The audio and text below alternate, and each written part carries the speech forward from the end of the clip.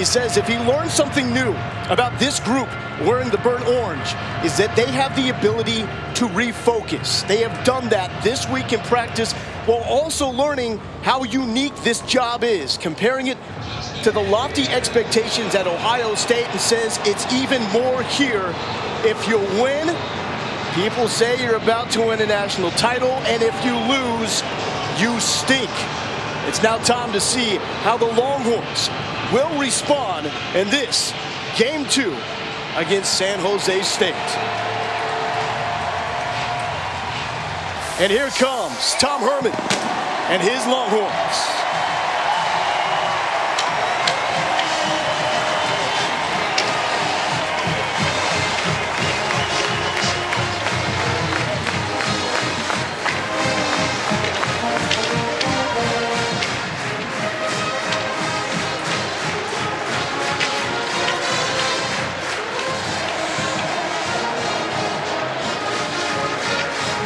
Hello, everybody, and welcome to Austin, Texas. Lo Galindo here with the former Longhorns team captain, Ahmad Brooks. Chris Budden will join us from the sideline in just a moment. Pleased to be with you for game number 2 for Texas football. We talked to Tom Herman, and he was convinced that these guys are ready to go for this game because of the way they practiced this week. Problem is, he was also convinced they were ready for the opener because of how training camp went, and they weren't. So what changes in this game? You know, Lo, breaking down the film of last week, 2 things really stood out to me. First and foremost, that I thought this team had better energy and better spirit as a whole. The second part was the fight they showed. In years past, if a team would have gotten on them like Maryland did, I don't know if we would have been able to say that it would have been a fourth quarter game. So the reality of it is adversity, when it hits, it doesn't give you a warning. And last week, Texas, at the hands of Maryland, was handed an early test of adversity. How will they respond today? I think it's going to come down to the leadership. We're going to find out a lot about this coaching staff, along with the players. But they've got an opportunity. The things that stood out last week could be promising moving into this week to show that this team has turned some serious corners. Well, you bring up that adversity, and that brings us to the quarterback situation. At some point in the loss to Maryland, Shane Buechele injured his throwing shoulder. He practiced but did not throw this week, potentially opening the door for the freshman quarterback Sam Ehlinger to make his Texas debut. For more, here's Chris Budden. Well, as you guys said, that adversity hits today, as well as the true freshman Sam Ehlinger will be getting the start today. Now, Shane Buechele was looked at before the game, but the medical staff said that throwing shoulder was not medically cleared to play. So the local product will be getting his first career start. I spoke with Tom Herman before the game, and he said the biggest thing that he's worked with Ehlinger through the week is on his patience. Now we'll just have to see how that holds up in a situation in front of this type of crowd. One other thing that Herman told me is that no matter who was going to start at quarterback, we are going to see Gerard Hurd play a couple snaps today. He said he did not think it was fair for him to spend the entire week working under center just to sit here with a clipboard today, guys.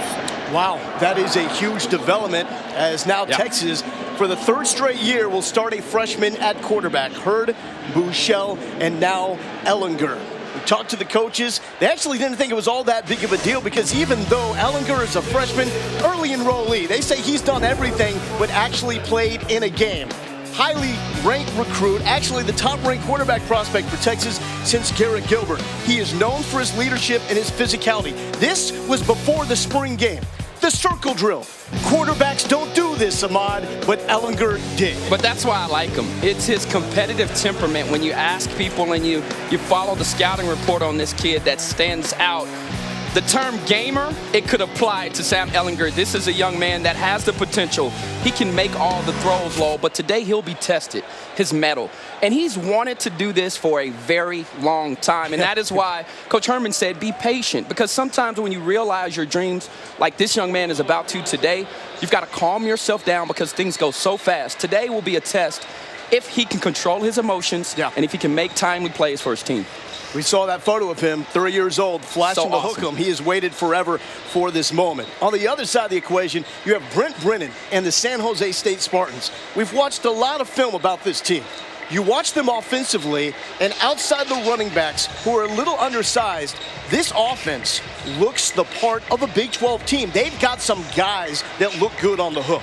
And you're absolutely right. The image looks great, but it's also the goods that they have. This is an offense that is going to go extremely fast today. I really like what Coach Brennan is selling to his team. Much like Tom Herman is here, they know they've got to turn some corners. He's very familiar with the program.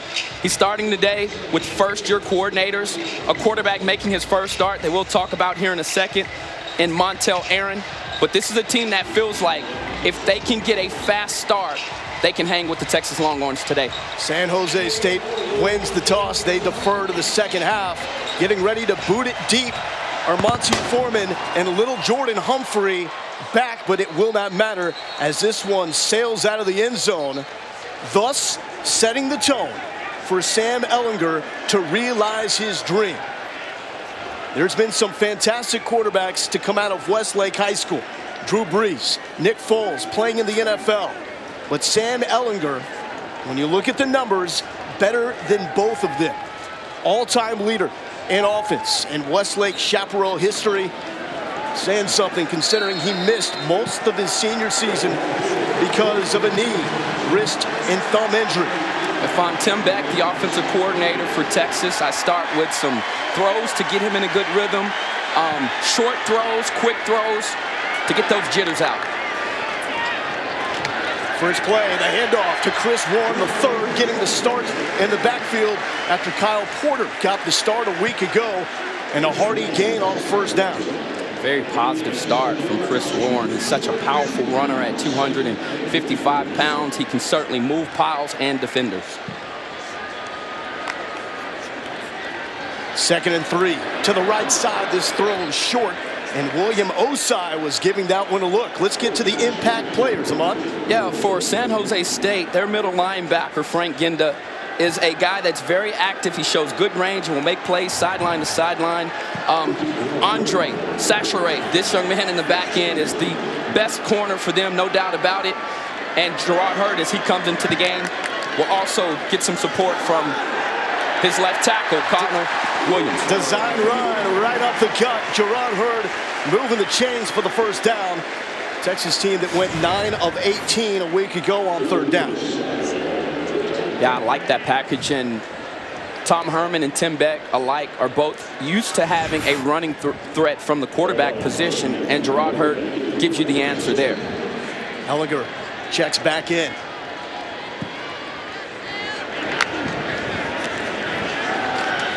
Drops back to throw. Good protection. Comfortable pocket. Money Foreman drops it a little behind him on the throw from Ehlinger. It wasn't the best thrown ball, but I think Armonte Foreman did not spot this ball quick enough to make the proper adjustment, because he had plenty of room here to come back and make this catch, and you see him still trying to run through the catch. On a play like that, you've just got to haul that in and take the big chunk yardage that you would have received by just making the catch. Foreman on the left side of the formation with Colin Johnson. Foreman in motion. Humphrey and Hurd on the right side. The give to Warren. And that's what Chris Warren III can do for you. Even when there may not be something there, he's able to move the pile. Yeah, he's not the guy that's necessarily going to threaten you on the perimeter, but he is going to give you a dose of power, size, and even speed right in between those tackles. And you see him here pushing over piles as this is a big third down for this Texas offense. Buechele out. Ehlinger making his first career start. And here he is staying in on this third down. To the line to change things up. And off page with Colin Johnson on the left side. And Michael Dixon and the Texas punt team will come out. Yeah, they were not on the same page. And apparently there, Sam was trying to throw the hitch route at the sticks. Colin Johnson went about 3 or 4 yards deeper, and they did not get the check or the hot route, whatever was checked on the field. Miscommunication on that particular play, and they miss an opportunity to convert on third down. The dangerous Bailey Gaither back to receive this punt off the foot of Michael Dixon.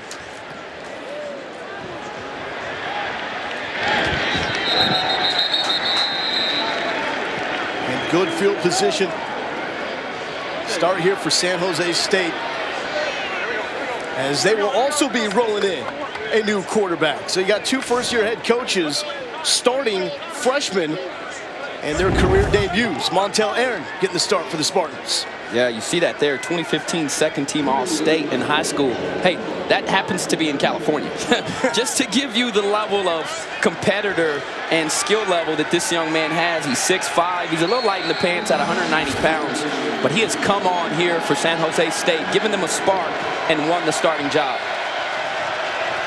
This will be an up-tempo offense. It will remind you a lot of what you saw from Texas a season ago, as the offensive coordinator is Andrew Souter, who was a quality control assistant under Sterling Gilbert last season. First pass off the mark, intended to Trey Hartley. And there's a look at Coach Souter, 29 years old, youngest offensive coordinator in the Ball subdivision. They would like to go about 9 seconds between snaps. Bouncing it to the outside, Zamor Ziegler. Brandon Jones forces him out. It's not a good sign there. Last week, Texas really struggled taking inappropriate angles to the football and overrunning plays at times. Not taking the appropriate angle and getting overrun. That time there, Malik Jefferson missed a play that he should have had. 3rd and 3. Montel Aaron checks with the sideline. P.J. Locke shows blitz. He does. Ziegler stopped. And that will set up a 4th down as Chris Nelson was there. Great positive sign early on for a 3-and-out for this Texas defense. And in talking to the defensive coordinator, Todd Orlando, he said, I was really surprised last week that we didn't get the tackles for losses and sacks that we normally do out of this defense. Chris Nelson there providing penetration, getting in the backfield and shutting down this San Jose State offense for their first 3-and-out. Interesting here that Armonte Foreman is back to receive this punt, considering last week it was Reggie Hemphill-Maps going 91 yards for the touchdown. Michael Carrizosa, like Dixon, one of the best punters in America. Foreman fumbles. It appears he recovers. And some more special teams woes here for this Texas unit. So Armonte Foreman drops it, but recovers. No score here after the first initial drives by Texas and San Jose State.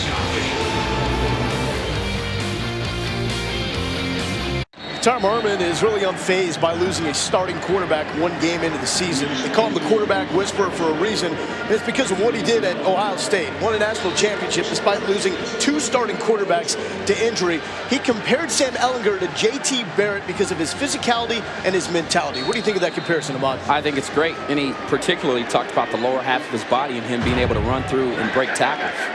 Kyle Porter now motions into the backfield. Porter to the right side. And met quickly by Ethan Aguayo, part of a really good duo in the middle of this San Jose State defense with Aguayo and number 5, Frank Ginda. Aguayo is playing as a safety, and they moved him down the linebacker, and it just kind of adds to the team speed of this Spartans defense. And Tim Beck was very complimentary of how fast this team plays, though they're undersized. Garrett Gray motions back to the line at tight end. Back-to-back carries for Porter. Not much going as Porter tried his luck on the left side. It's the run stuffer in the middle. Silosi Latu was there for the stop. Brings up another 3rd and 6. As Texas still trying to get something going offensively. Talking with Tim Beck, said when they looked at the Maryland tape, it's like they were feeling their way through the first quarter of that game.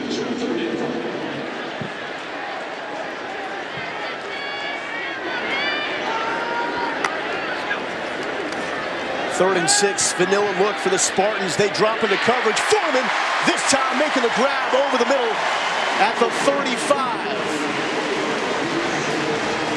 His first big throw of his career. You see him here. Great protection up front from the offensive line. And he squeezes it in right in between 2 defenders. Give Foreman credit there, as Birriera was in coverage, but of attacking the football and making a play on 3rd down for his quarterback. Foreman coming off a 57-yard performance in week 1 against Maryland. Got a touchdown in that game. Critical 3rd down conversion. Now out of the pistol.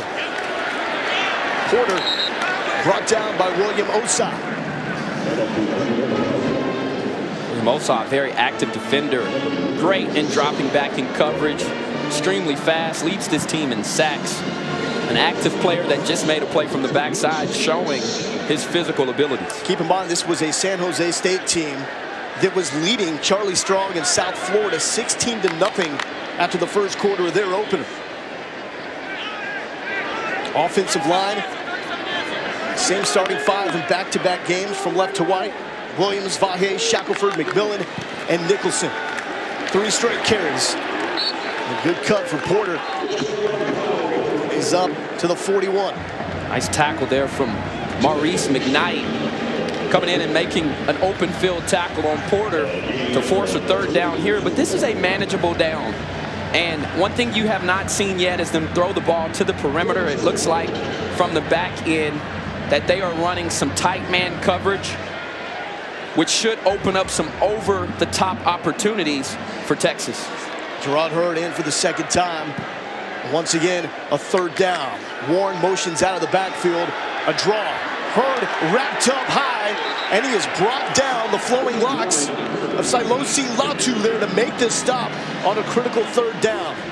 I like the play call. Now, I think the quarterback draw here, you know, with Shane Buechele, if you're just now joining us, being out of the game due to a shoulder injury, you want to take some of that pressure off of your young freshman quarterback, Sam Ehlinger. That being said, bringing in Gerard Hurd, I think is the right play call. I like the quarterback draw, but it was well defended by this Spartans defense as they get off of the field and force a punt. Not a great punt. First time out for Dixon. This time looking for the corner. Gaither will let it go. Looked initially like he might get the bounce. However, that finds its way into the end zone for the touchback. No score after 2 Texas drives. They'll try to get the defense cranking up here against San Jose State.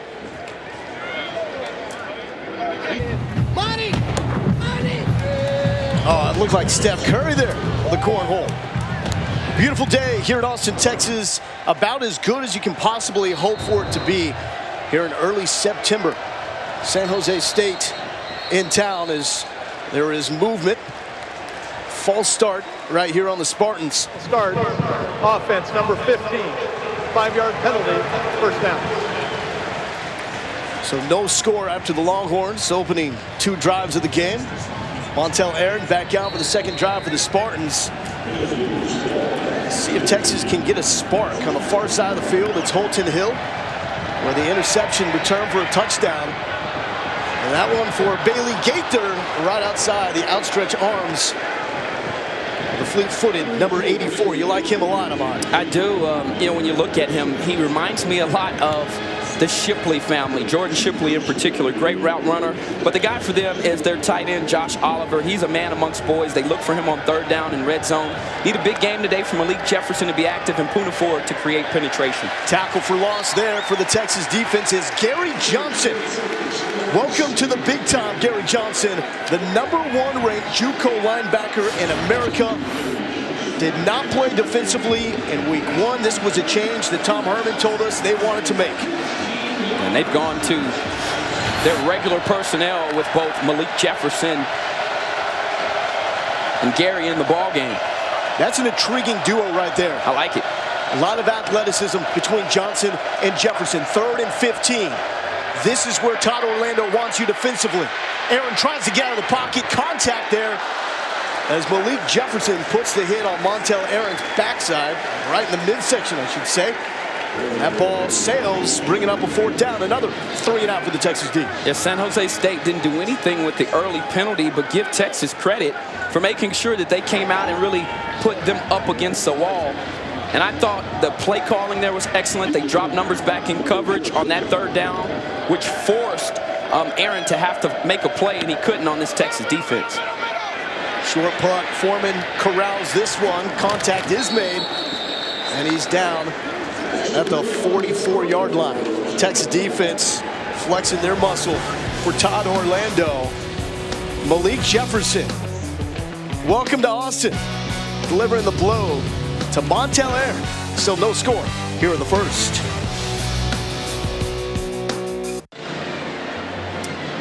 Shane Buechele out. So the Longhorns offense breaking in. The freshman quarterback Sam Ehlinger through 2 drives.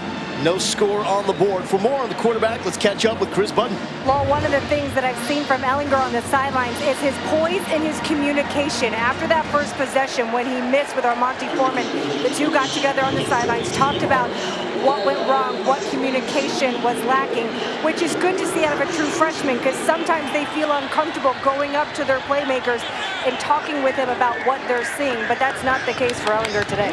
Not really afraid of the moment. Outspoken guy as he hands to Chris Warren, who meets a wall of San Jose State defenders on the left side. And that left side is anchored by Texas' 2 best offensive linemen, left tackle junior Connor Williams, and number 77 left guard Patrick Vahe. And they've had some early success running behind those 2 guys. Look for Texas all season long to find that the sweet spot of this offense. 2nd and 7. Texas trying to break the 50. To Foreman, heavily involved here, but the San Jose State defense not budging. Cameron Woodard with the stop. It's going to bring up another 3rd down. Texas 2 for 4 on 3rd down here on the early going. What you like here is that it gives you options. Now that you've been able to chip away at the sticks, now you set yourself up. They could run the football here. It's not a guarantee that Ehlinger is going to put the ball in the air here. They could also hand it off to Warren. They do not. Ehlinger looking at Johnson. It looks like he's held, and the flag comes. Jermaine Kelly grabbed onto that big number 9 jersey, and the officials saw it. 3 Jermaine Kelly in the coverage of Johnson. Yeah, this is just a one-on-one matchup here with Colin Johnson. Ehlinger read it right. Anytime you see a one-on-one matchup with Colin Johnson, he can win that matchup. He's exceptional at winning 50-50 balls and a great leaper indeed. Holding, defense number 3. It'll be 10 yards from the previous spot and an automatic 1st down. So Texas breaks the 50. We talked to Derek Odom, defensive coordinator for the Spartans. He had a lot to say about that man, Colin Johnson, coming off a career-high 125-yard performance. He said that Colin Johnson is a man at receiver. They don't got guys like that in the Mountain West. He's sure right about that. And he's a San Jose native as well. Ehlinger, plenty of time over the middle, off the fingertips of Maurice McKnight. You can see Ehlinger is not scared. He will throw it downfield, and that time there, if he'd have let him a little more over the top, it would have been an easy pitch and catch there for them to score points as Gerard Hurd comes onto the ball game for his package. But Ehlinger showing early that he's willing to take those risks, to make those big plays, something that this Texas offense has not necessarily had in years past. Hurd in at quarterback on the left side. At tight end, Kendall Moore, the transfer from Syracuse. They swing it out to the left side, and a big tackle for loss as the San Jose State defense just smelling blood as they wrap up to Neil Carter. That's a great play there on the outside by what I believe one of the top cornerbacks for sure on the field today. And Lorenzo Joe, who had the task of blocking him, just couldn't quite get his hands on him. He does a nice job of reading the play, and the coaching staff said that this guy is just not an athlete. His awareness is also off the charts. He takes time to study film and then to come out here and to utilize what he's learned in film. Some confusion with Monty Foreman late. Get back onto the field, as that was Carter's first career touch here at Texas. True freshman. Ehlinger feeling the pressure. He steps up. Takes contact over the middle, but it will be short as Ginda was there on the stop. Cameron Alexander with the pressure. 4th down territory. Tom Herman loves to go for it. You saw that last week. The offense is staying out on the field. Great decision there from Sam Ehlinger. Pressure right up the middle. And instead of sitting back there and waiting, he did just enough, right, to get Texas in a position to go for it on this 4th down. Now, can they convert? Longhorns 0 for 4 on 4th down last week against Maryland. To Warren. He's got blocking on the right side, cuts it up, and Warren moving the chains for the 1st down. The first successful fourth down conversion of the season. Expect to see that a lot with the way Tom Herman likes to run this offense. Big sign here, and Chris Warren, we know his potential. They like to flare those backs out. Part of that is to slow down the charge of an aggressive defense like the Spartans have, and to force them to defend the width of the field as well as the length of the field. Great play call there from offensive coordinator Tim Beck. Warren once again motions out. Ehlinger fakes that way, goes back to him, wide open, down the left sideline. The hurdle! Chris Warren! Are you kidding me? 250 pounds, and the big fella got up. Yeah, give the young freshman quarterback credit here for the patience, and watch the jump here in the leap. Oh boy, you know, and I don't blame any defensive back trying to tackle Chris Warren. He's 255. He looks like a UFC fighter. You know, he's the kind of guy that you don't want to pick a fight with. That time there, Maurice McKnight opting to go for the legs and chop the big tree down.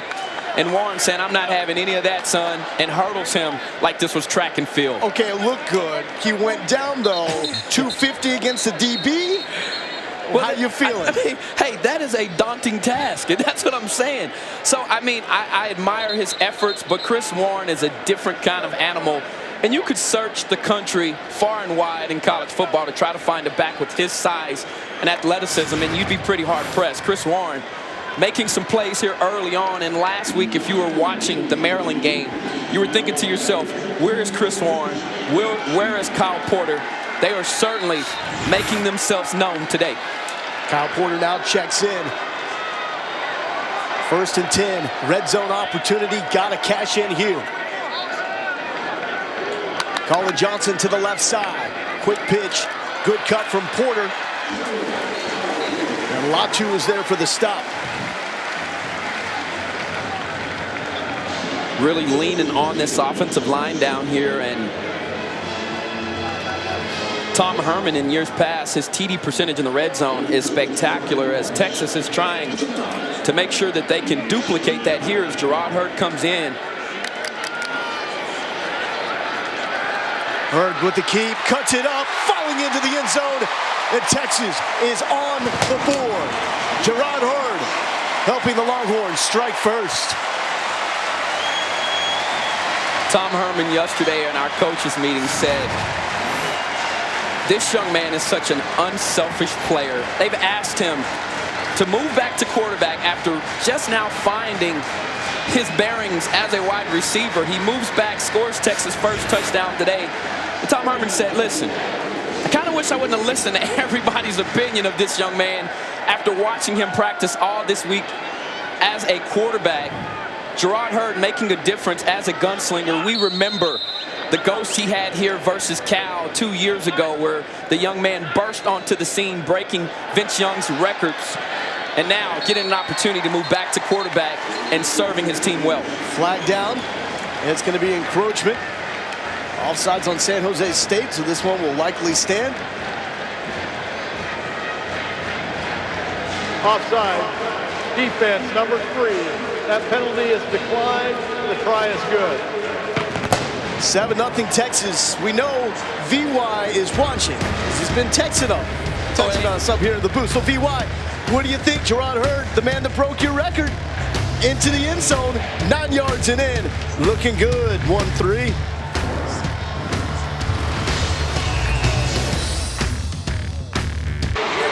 Tom Herman absolutely hates short field goals. They love to go for it on 4th down, especially in scoring range. But for that matter, it doesn't matter where this ball is. If there's an opportunity to strike, Herman will do so. 19 4th down conversions last season at Houston, 8th in the bowl subdivision, 13 a year before that, tied for 26th in the FBS. Critical 4th down conversion on that scoring drive for the Longhorns with Ehlinger hooking up with Chris Warren. Gerard Hurd punched it in. There was also the critical defensive holding call on Jermaine Kelly at San Jose State, all coming together to get the Longhorns on the board. I really like what I saw out of that drive. They mixed it up. 9 plays, 57 yards. Chewed up 4 minutes on the clock, lull, and this offense taking a risk on 4th down and it turning into a touchdown. Tom Herman says, I hate field goals inside of the 20. And every coach does, but his emphasis there, he was willing to put his money where his mouth is and go for it on 4th down. The kick from Rowland is away. Gaither will let this one bounce in the end zone. And on Monday, we learned about a mysterious binder. Chris Button has a binder, but is it the binder, Chris? No, they wouldn't let me use the real thing. It's up in the box right now. But yeah, they subscribe to an analytics company that each week sends them a binder. And it's about the size of this one. Inside, there's different tabs. It's broken up by quarter, broken up by score. And then within that is the probability of making a 4th down conversion for every yard on the field, every score, every situation. But Tom said last week, hey, I forgot to use it. The way that it works is a grad assistant messages down to him the probability. But I asked him, what if it said no? Because he's an aggressive guy anyways. And he joked, well, I might pause for a minute, but the likelihood is I'd still go with my intuition. That thing's hard to read, though, Ahmad. It is. There's a lot of colors, a lot of numbers, and it's updated every week depending on the opponent and the tendency. Malcolm Roach getting involved, swinging down Malik Roberson. Yeah, they're trying to nurse Malcolm Roach back to health. One of the more talented defenders, as you see, Tom Herman. And we asked Tom, he said, well, Tom, what does this binder do for you? He said, you know what? It takes the emotion out of making those 4th down decisions. And I think that's a great call on his part. Flea flicker. Aaron looking deep. Good coverage. Gaither cuts back. And a flag on the play as Elliott and Boyd were there. A little razzle-dazzle to the freshman. Aaron saying, follow me. Gaither, Deshaun Elliott. That appeared as that this was Deshaun Elliott. Watch it here on the end of this play. Defense, number 4, 15 yards from the previous spot, automatic 1st down. He decided to impede the progress of the wide receiver. And, you know, let's go back to it. And once again, what's showing up is Brandon Jones does a nice job of getting to the quarterback. He doesn't drag him down, allows Aaron to get outside the pocket and even get that throw off. And then Deshaun Elliott on the back end, not doing everything necessary to prevent himself from giving up that big play. Back-to-back flags. It's going to be a false start on San Jose State. Offense, number 74, 5-yard penalty, 1st down. Oh, we'll see what the Texas defense can do after that penalty, because you go back to last week against Maryland. Every time the Texas came up with the big play, with a score, they let Maryland respond quickly after that. Will this be a response for the Spartans? You're absolutely right. They've got to trap momentum today to win this game in a fashion that they're supposed to. From the 35, Aaron will read. Met in the backfield by Elliott. Dragged out of bounds by Garrett Johnson. Johnson's 2nd tackle so far this afternoon. Montel Aaron, that's the element he brings as you're seeing Gary Johnson here. I really like this young man, but Aaron is the player here that Josh Love is a guy that can throw the football. Aaron is going to put more pressure on this defense despite him being 0 of 3. He's got to figure out a way now to get, we haven't said the name, Josh Oliver, his tight end. When are we going to see him? Lead blocking here, not much room to run. It's Malik Jefferson credited with the tackle. It's going to bring up a 3rd down.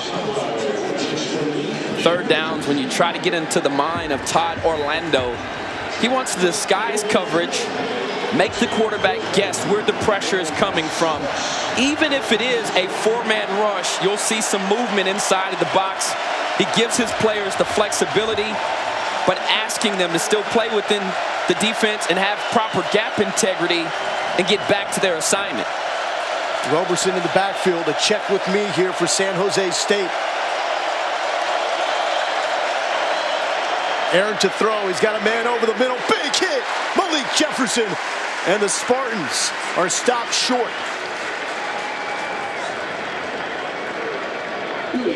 4th down, decision time here for San Jose State. Now we're going to see the look here as you see Malik Jefferson up at the top of your screen, doing a nice job of protecting the deep route, coming back underneath, keeping everything in front of him, and most importantly, making the tackle.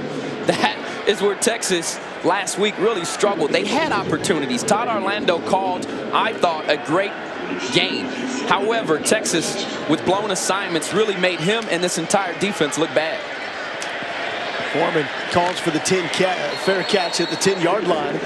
So football back to Texas. They'll try to follow what was a pretty impressive drive to get them on the board. Yeah, I really like it. You're going to see a mix-up of plays all over the place. And right here you come back. Pass interference on Colin Johnson. He's a nightmare out there. You got to keep an eye on him. The big fourth down conversion here by Chris Warren. Brilliant play call there from Tim Beck.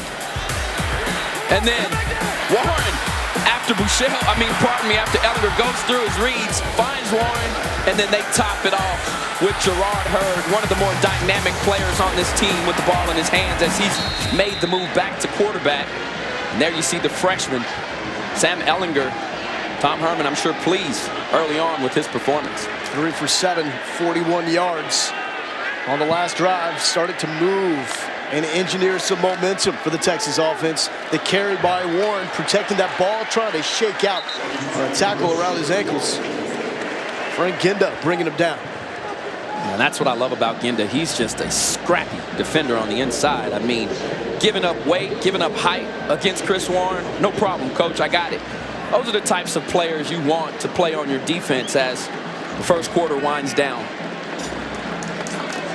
And that does it. First quarter, put a wrap on it here in Austin, Texas. Ellinger, Gerard Hurd running the quarterback spot for the Texas Longhorns with Shane Buechele out with a bruised throwing shoulder. It started a little slowly for the Texas offense, but they got it going with Gerard Hurd finding himself in the end zone.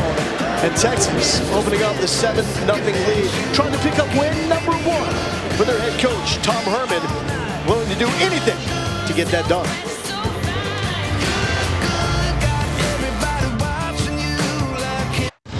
Logalindo back here with Ahmad Brooks and Bevo. His Longhorns up 7-0. And Bevo likes for the Horns to come out and run the football. And conventional wisdom suggested that Texas would do that last week against Maryland, a team that finished 99th nationally in rush defense last season, had a 300-yard game, a 400-yard game allowed. However, only ran the ball 31 times, 14 of those carries from running backs. You seen a big change in the philosophy and approach in this game? Absolutely. Well, number one, they're leading the ball game, so that helps when you can actually do what they're doing here. Give the football off to one of your horses. Oh, my goodness. Warren refusing to go down, as that is good for the 13-yard gain. I mean, watch the pile. I mean, the guy just comes out of the pile. Guy's hanging off of him. It doesn't matter. I mean, and one thing that you love about him is how he lifts his knees, which makes it extremely hard as one of the Spartans players is down on the field. That's Latu. Makes it extremely hard to tackle him because, you know, those knees are now weapons. They're pistons. They're firing off. And I've seen players get injured before going down low on a big back like him and not being prepared for the amount of force and impact that they have with their knees. Chris Warren is phenomenal at that, and so is his dad. So Losi Latu being attended to on the field. It looked like he may have been kicked in the back of the head while he went down to attempt to make a tackle on Chris Warren. We'll get an update when we have one. It's 7-0 Texas. Yeah, you want to watch this injury right here coming from Silosi Latu as he just gets rolled up on. Yikes. Or by Connor Williams as he's off, which will now bring in the ball game Ricky Leong-Wai replacing Latu. That's a big loss in the interior of this San Jose State defensive line. They really don't have someone with the girth that Latu has. Meanwhile, Chris Warren and this Texas offense turning out the yards. He's into the backfield, cutting back and just toying with the defensive back, Jermaine Kelly. 26-yard gain for Chris Warren. That's now 8 straight plays for the Longhorns gaining at least 5 yards. Well, first and foremost, they caught the defense in the perfect play call. Watch the shift here. You see the two members of the secondary trying to protect the play from Reggie Hemphill Maps, which last week was almost 100% flare pass to him. They pop it out on the backside. Warren doing an excellent job of running through tackles. 1st and 10 from the 50, play action. Ehlinger all day is going to step back and spin out. Cutting it back. And manages to get back to the line of scrimmage. Leon Wide making the tackle. Yeah, if I'm Tim Beck, I whisper in his ear when he comes back off on the headset. Hey, big fella, you're our only quarterback that's played since spring. That being said, there he could have perhaps thrown the ball away. And Tim Beck doing the wise thing here, bringing in Hurd. And at some point, you know, Gerard Hurd has run the ball a high percentage here, but he can also throw the football. Look for Tex to do it at some point. Won't do it at this point. Running to the left and a big pop in the backfield. Tackle for loss. Aguayo and McKnight there to bring him down. However, handkerchief on the play.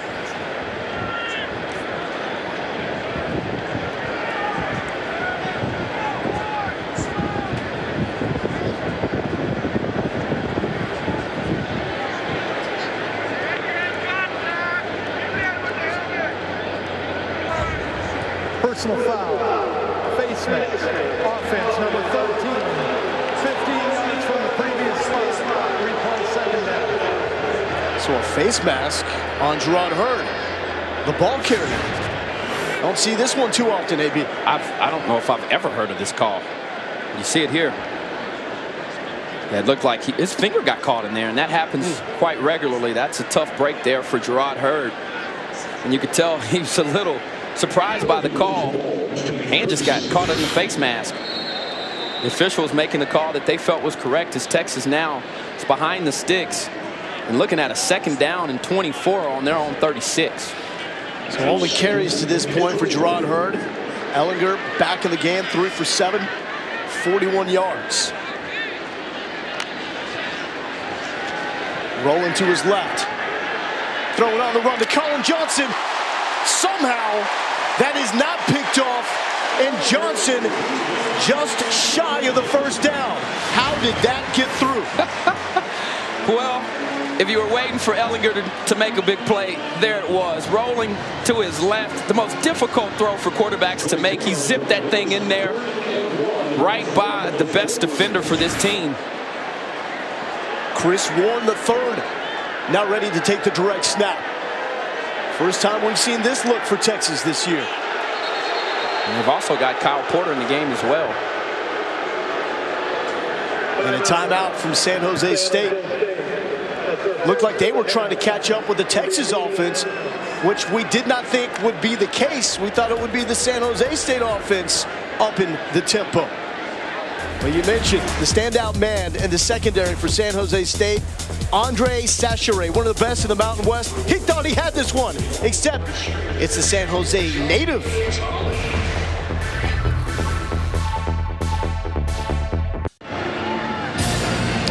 There's our guys getting ready for Texas game day at the half. On the left in the vest, you got Manny Accio, Corey Redding getting the jacket on the right, Ricky. Right, checking his horoscope. Is that Ricky with his feet kicked up? Come on, my man. I learned today he's a Gemini. Trying to get a pedicure over there. He's actually trying to create a dating app based on your astrology. I learned that with Ricky today. Not a surprise. They're also going to talk Texas football as well. Here's the scene right here at DKR. 7-0 Texas lead. A 3rd and short. Warren will stay in the game to take the direct snap.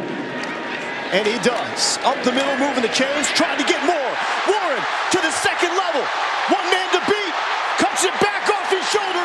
And Chris Warren, 41 yards to the house.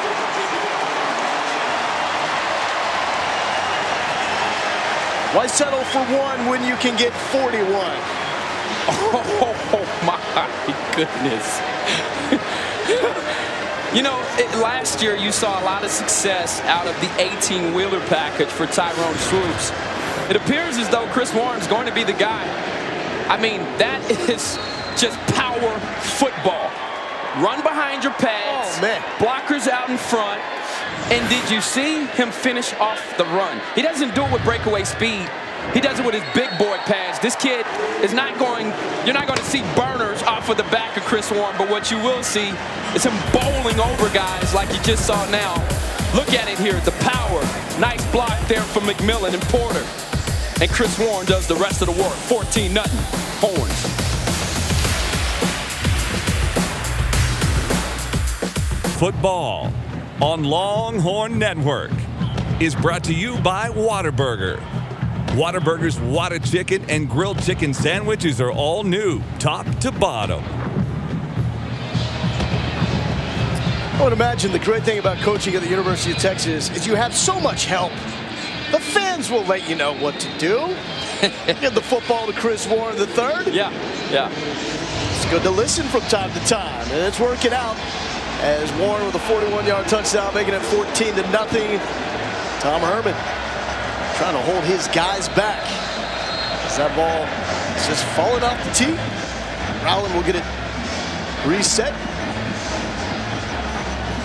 And to your point, Lowell, you look at Chris Warren III already, 7 carries, 95 yards after that 41-yarder.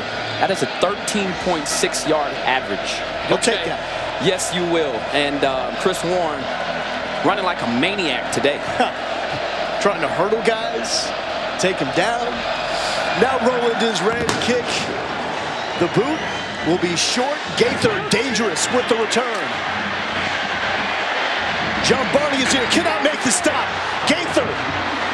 And it is the kicker, Josh Rowland, forcing him out of bounds, preventing Gaither from taking this one the distance.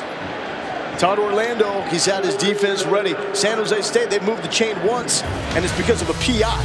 Yeah, total yards here. They've only given up 20 total yards. You hear right here, guys getting pressure. Chris Nelson getting involved here. Host of defenders surrounding the ball carrier. Right here, Gary Johnson chasing down Aaron. Coming back here, Malik Jefferson with a big hit here on 3rd down. This looks like a completely different unit, and speaking of that, starting safety, Deshaun Elliott down on the field.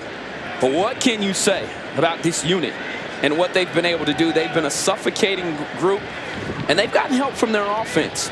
Right now, when you look at time of possession, Texas has held the ball 12 minutes, 49 seconds as Deshaun Elliott gets up to walk off the field. Compare that to the Spartans, 4 minutes and 45 seconds of the clock.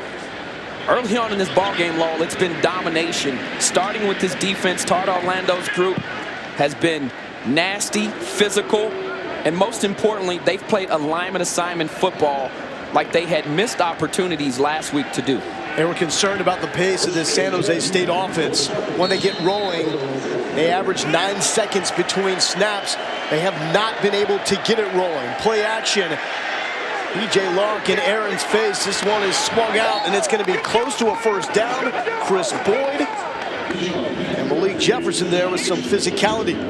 A great play call there from San Jose State. They used Texas speed against them, trying to get him behind them there with the screen. Nice call there from offensive coordinator Andrew Souter. They got the physical back, DeJon Packer in the backfield. Gaither in motion. 2nd and short. Jefferson trying to peek through. He does not. Flag on the play.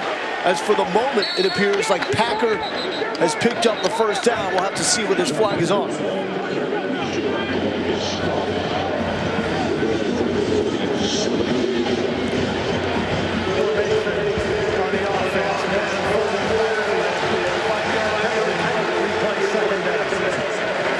that will move it back for Andrew Souter and his Spartans offense. That's unfortunate for the Spartans because they got into the package, and the play that they'd like is safety for the Texas Longhorn. Deshaun Elliott comes back out on the field. And we're starting to run the ball very aggressively as they bring in Packer. Their short yardage back.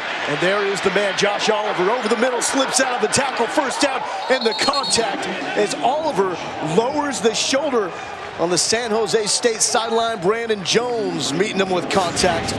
He is one of the better tight end prospects that you will see Texas face this year. And he's emerged over this season. You know, 7 catches in his last 2 years, but he's come back here now, and he's a force. And now the Spartans start to pick up the tempo, but nothing going as Nashawn Hughes and Garrett Johnson are there.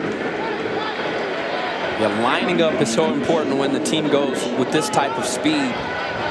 And you also get a chance to test the conditioning of this team with the pace of this offense. Spartans, another check. Texas checking as well, giving them a different look up front. Roach replaces Hughes on the D-line. Throw over the middle. Into the red zone is Justin Holmes. And the Spartans now threatening. That was a nice ball thrown there by Montel Aaron. He gets one-on-one on the outside with Chris Boyd. Wide receiver wins the matchup. There was nothing in the middle of the field. Spartans playing at their pace. This one is batted down on the line as Poona Ford is there. Yeah, Poona, this coaching staff is impressed with him. They say he's one of the leaders of this defense. If you cannot get to the quarterback, throw those hands up. Try to obstruct those passing windows. Poona Ford doing a good job there. Couldn't get to the quarterback, still making a play for his defense. 2nd and 10. Aaron to the left, and that is off the hands of Josh Oliver. Wide open, who had some room to work with over there on the left side. As the Texas D catches a break. Oh, that is rare because this kid possesses strong, natural, and soft hands. He's got great ball skills, so to see him drop a ball where he perhaps would have been able to pick up a first down is surprising. And what won't surprise the San Jose State Spartans is Todd Orlando's blitz package. It looks like they're lined up to bring the heat, and they are. And it comes. The screen inside. And San Jose State awfully close. They're going to mark this just short of the first down as Hartley was tripped up. You got to think this is 4-down territory for the Spartans. Question is, how fast do they go? Yeah, when you bring that pressure, especially with your linebackers, you leave a void in the middle of the field. And the young freshman quarterback for the Spartans finds him, does a good job of making sure. Jumbo package, 2 defensive linemen in the block. Over the top, Malik Jefferson meets him, and it looks like this will be short. Packer tried to go over the top. Malik Jefferson was there. Malik here packing a punch on Packer. Oh, boy. Read the play right. Give the defensive line credit. First down, Texas. Big 4th down stop. Todd Orlando. Oh, boy. Bend but do not break. He was very open with the issues the Texas defense had a week ago. They allowed 5 plays of at least 40 yards, the most in a game for Texas since at least 2004. This is a more under-the-radar opponent from the Mountain West Conference, but we told people off the top of the show, we've seen the film, they've got playmakers on offense. You're right, and the surprising part last week was that had Texas just made a few more key stops, you know, they could have potentially won that game. And so the defense took it upon themselves this week to challenge themselves. And all week long, Tom Herman has said that these players have responded in the right way to the adversity that they were shown in the first week. And part of that is they had an excellent week of training and practice this week. He thought that the guys' spirits were high. And that's something that we haven't seen, quite frankly, out of a team that was young the last 2 years, now finally maturing and getting an opportunity to show that they can respond. Haven't seen this look a lot for Texas either. 2 tight ends, left side of the line, Kimball Moore, behind him, Garrett Gray. Porter, the running back. Texas has scored on 2 straight drives. The give to Porter. Picks up a chunk. Is brought down by McKnight, 6 yards on first down. Garrett Gray got a little banged up on that play coming off the field. They bring in Colin Johnson and little Jordan Humphrey. This tight end position is already very, very thin. And now you may have to look to some of your younger guys, Brewer and Moore, who's a transfer. Moore making his Texas debut. To Porter, tries to cut it back. Near the line of scrimmage, Osai is there to help the cause for the Spartans. We've seen a lot of those read looks. What we have not seen is Ellinger really pull it down from that particular look. Yeah, and it's coming. You know, you're still Does here. it need to come, though? Are you concerned about the quarterback depth and maybe shy away from it? It does have to come because he's got to present a problem for this defense. If not, they're going to tee off on these running backs and know that he won't run the football. Longhorns 3 for 6. There's a whistle before the snap on this third down. Timeout, Texas. It's our first of the half. It'll be immediate timeout. And just as you said that, they dialed up Tim Beck, a quarterback draw, a design run for Sam Ehlinger. Good call there, Lo. But hold that thought. 14-0. Texas is trying to make it 3 straight scoring drives.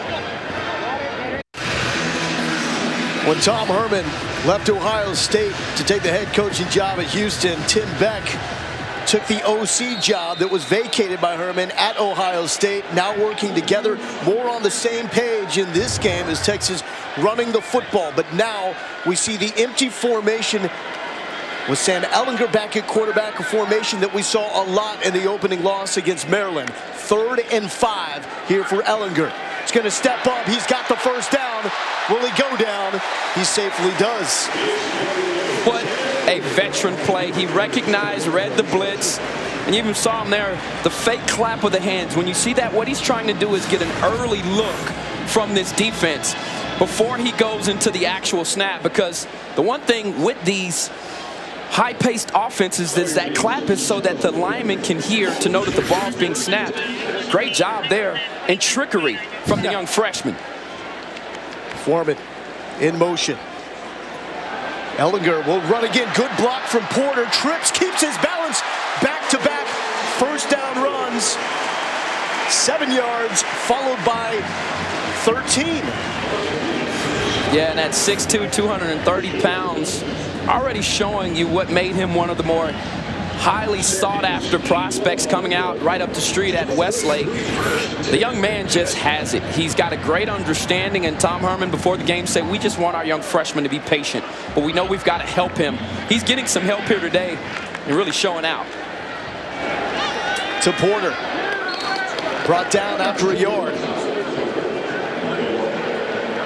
And with Ehlinger, talked to Herman about his speed. Says he's not fast, but he's fast enough. The running style, he says, will remind Texas fans it's not of a Vince Young, but more along the lines of a Tim Tebow or J.T. Barrett. More of a physical running style from the quarterback spot. Yeah, they said they got to calm him down sometime.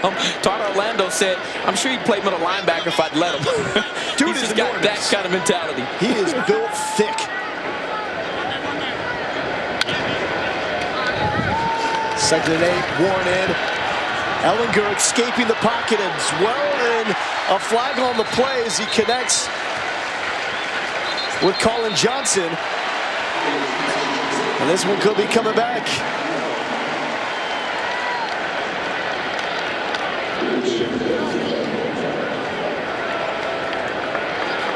Holding offense number 56. 10-yard penalty. Replay second down. And that's on the center, Zach Shackelford. Yeah, just negated a big play. And that happened last week. You saw Texas where they had some momentum converting on third downs, as you see Zach Shackelford right about there. Anytime you see that jersey come apart and pull away from the body, you know there's more holding that should be. Shackelford's going to be a good football player around here, but a mistake there. Hurd hit immediately. Nothing going as he is stuffed by Cameron Woodard on that second and long. Tennille Carter was in the backfield. He motioned out. One thing you'll notice on these plays with Hurd lining up at quarterback, Ehlinger comes off the field. If you go back to last week, the carry with Lil Jordan Humphrey down near the red zone, when he carried, Buechele stayed on the field, ended up being involved in some blocking, which could not have been good for that injured right shoulder. Third and long here. Looking at 18 yards. Ehlinger checking back in.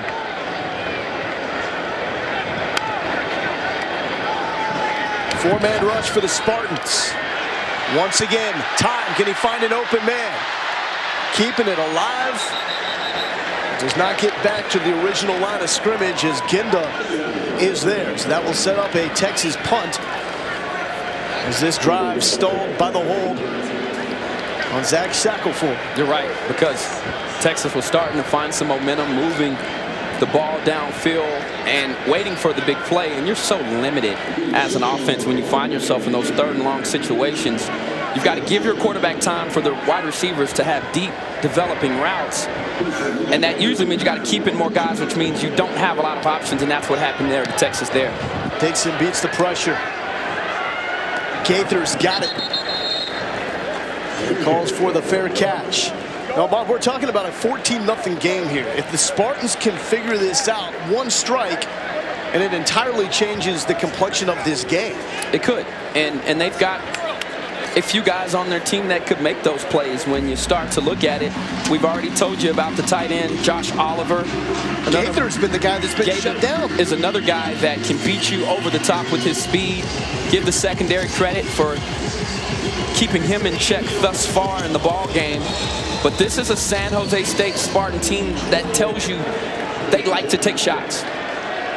Won't take one here. Right up the gut. Physicality. But Poona Ford is there.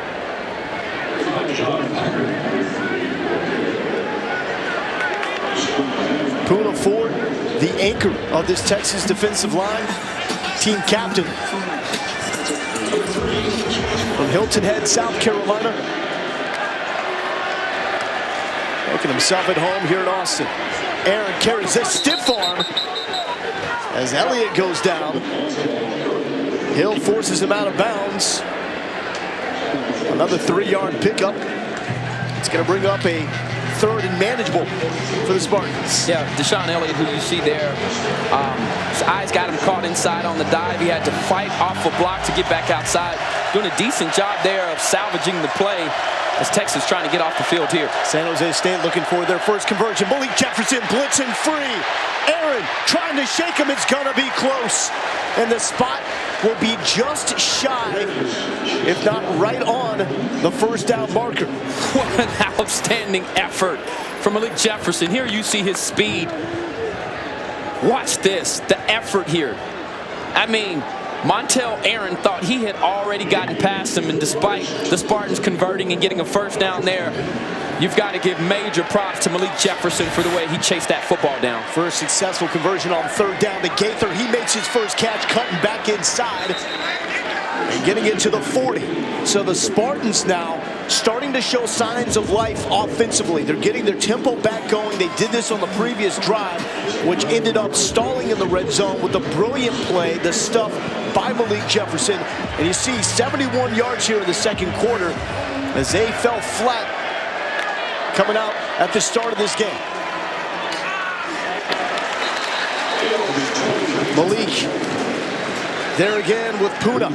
A lot of hats around the football there, and you talked about it, Lowell, the pace of this Spartans offense. And I think for them to be able to score and to win this ball game, they've got to control the pace and the clock. And on this particular drive, you've seen them extend plays from their quarterback, connect with Gaither. They're getting their playmakers involved.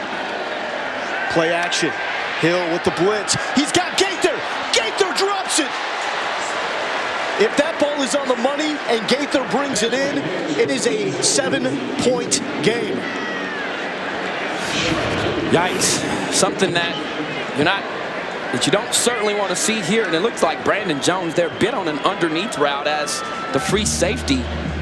Still a young man trying to leave his mark on this Texas team and on this defense. Texas with some confusion in the back end that almost cost them majorly. Quick pass to the right side. Hill is there. And it's incomplete to Trey Hartley. Yeah, he's playing out of his mind right now. Left cornerback Holton Hill with 2 non-offensive touchdowns a week ago. Right up the street from Houston, Lamar High School. He's a big, long, strong, aggressive cornerback who also is learning now to work and to know when to be aggressive and when to be aware. And that is one of the hardest things for young players to learn. Holton Hill is showing early on in the season he's a reliable cover guy. Texas defensively wants to talk about it before this 3rd and 10. Don Orlando calls for the timeout. go back to that play from Bailey Gether right there. He had an opportunity to break this one open for San Jose State. And talking to Todd Orlando, though, he brought up the nature of the game against Maryland, admitted that they had mistakes. But sometimes you get away with mistakes. But it seemed like every time they did something and they were exposed, Maryland repeatedly took advantage of it. Yeah.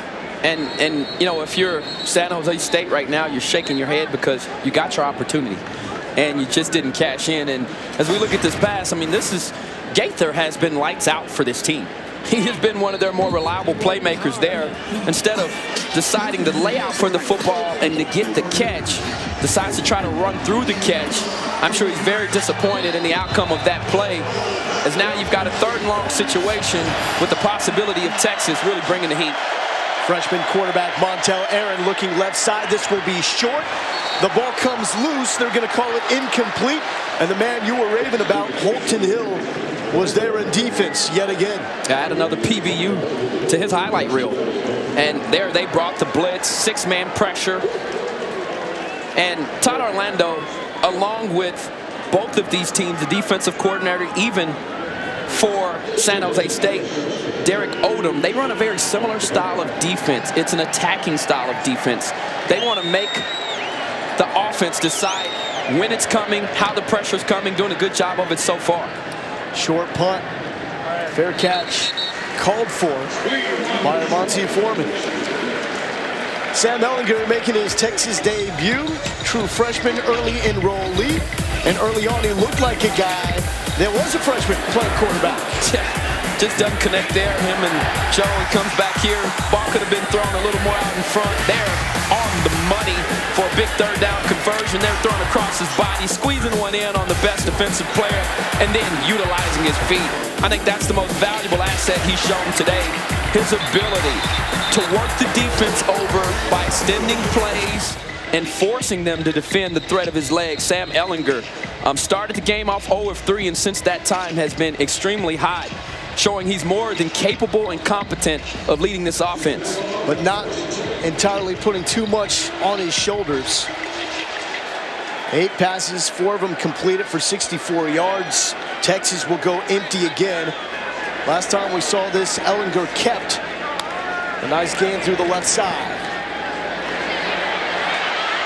Ehlinger looking, and that ball is dropped. Could have been picked off by Trayvon Bieria.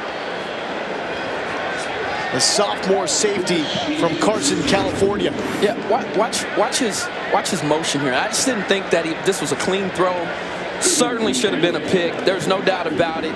San Jose State missing an opportunity to score with Gaither. Now coming back, another missed opportunity for this defense to give their offense great field position, as now this Texas offense has a 2nd down with an opportunity to try to correct that mistake. Sassere almost had a pick there. Bieria should have had one. 2nd and 10 with Porter as Ehlinger's backfield mate. Nicholson trying to hold the block on the right side. Ehlinger is looking for someone. The outlet is Porter. And Porter forced out of bounds after about a 3-yard gain as Maurice McKnight forces him out. Yeah, the offensive line made that possible. I mean, they handled the pressure from San Jose State, doing a nice job of creating a pocket and closing off those gaps, not allowing the Spartans to penetrate and to get to their quarterback. Ehlinger buying time and salvaging something out of a play that, quite frankly, should have been a dead play. Ehlinger really has not been touched. And a clean pocket pressure here for the Spartans defense. Ehlinger trying to do it on his own, and he does. The legs and the slide as Ehlinger showing off that athleticism and good vision as well. 12 yards, 1st down, Texas working tempo. 3-man rush by the Spartans all day. Foreman complete, another 1st down. Cutting it back and losing some yards, but it still looks like he will have enough for the 1st down as Bieria is there to bring him down. It's so hard to get set on defense when the offense is pressing the gas like this right now. Texas finding its momentum, finding its stride here in a good rhythm. Monty Foreman got the start. The ruling on the field of a 1st down by Texas is under further review. Yeah, they're going to question that knee down as he went down to gather himself on that football. And initially, I thought it looked like he was down. And you can tell, even Armonte, watch him after this throw, he kind of is hesitant. Yeah, his knee's clearly down there. This will be coming back. However, if you're Armonte Foreman, I'm sure Drew Maringer, his wide receiver coach, who's doing a fine job with this group, will tell him, young man, we've got to make sure we're moving north and south. We don't really want to come across the field like that. Inside there are sharks. There are big guys running. There are linebackers. There are D linemen peeling back. Not the smartest play. But Texas here will get something out of this, as it was at least a good effort to catch the football. Foreman, leading receiver a year ago. People still may be wondering, where's Reggie Hemphill-Maps? He's actually suspended for the first half of this game for a violation of team rules. He will be back available for the second half of this game. Yeah, and you saw Monty Foreman returning punts, and this unit is so dangerous. With Hemphill-Maps back there, had a return last week, explosive guy.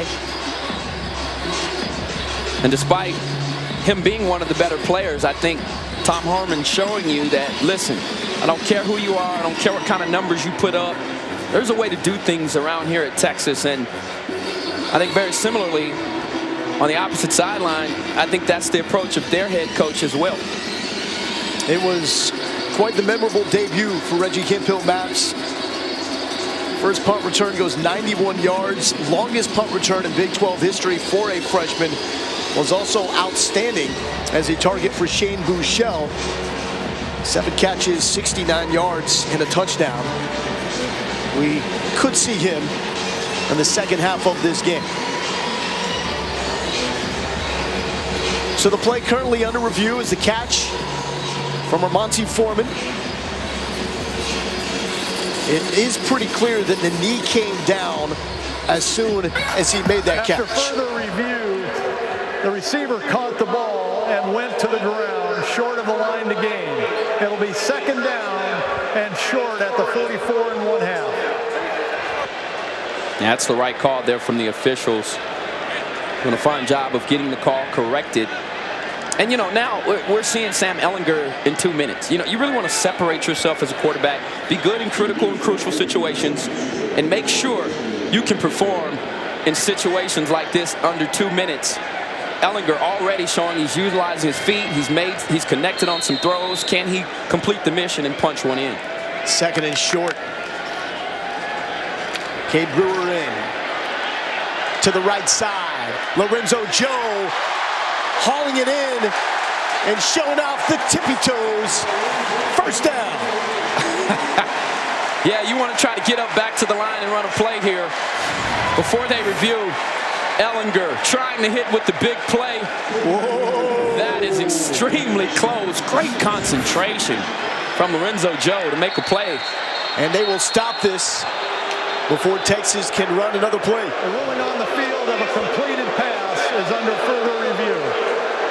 Yeah, Did you see green between the tippy toes and that sideline?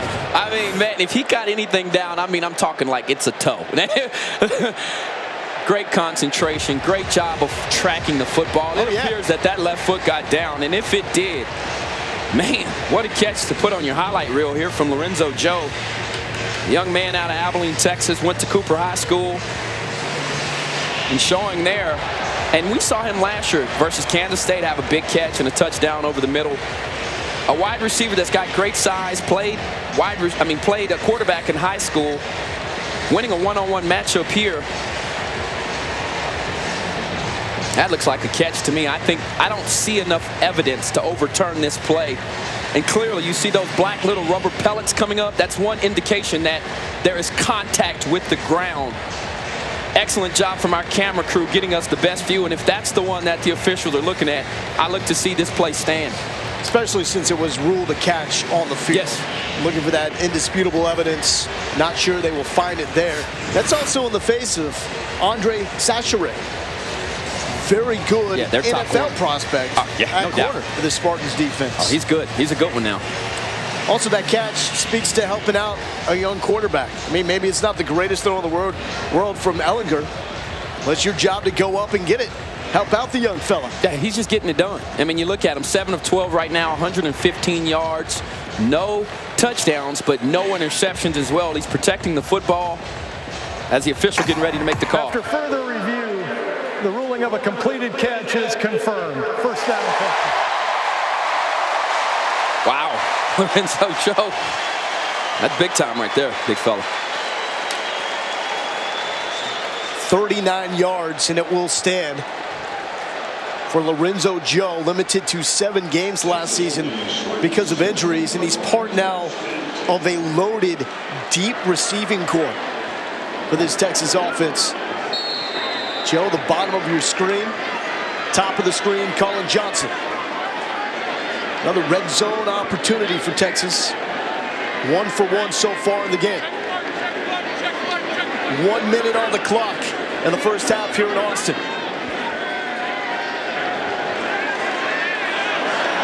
5 seconds on the play clock. They will get it off in time. Ehlinger moves to his right. That one is dropped by Johnson. Yeah, to be elite, and he is. I think he's got elite talent. But to be an elite performer, you can't drop that ball, period. He can make all the circus catches. He can catch it behind his back, over his head. But you cannot, in this type of situation, give it up. Now, some people are saying, well, you know what it does do is it stops the clock. And now allows the offense an opportunity, right, to come up with a play and not go into pace. But if you're Colin Johnson, you've got to haul that one in when you're the go-to guy currently for this Texas team. Been targeted 3 times. Colin Johnson coming off a career performance. Ehlinger feeling the pressure. He's been brilliant eluding it so far, and will throw this one out of the end zone to set up a 3rd down.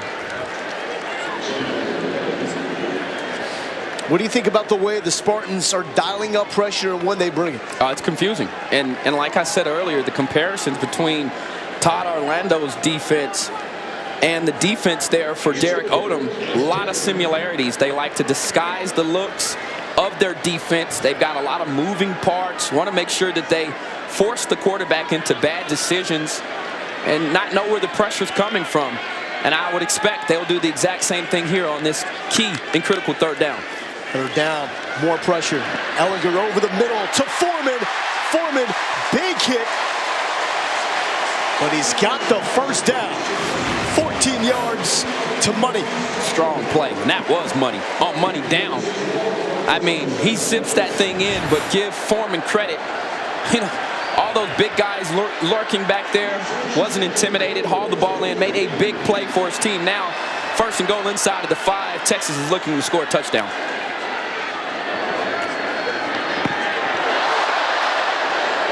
Looking for Colin Johnson.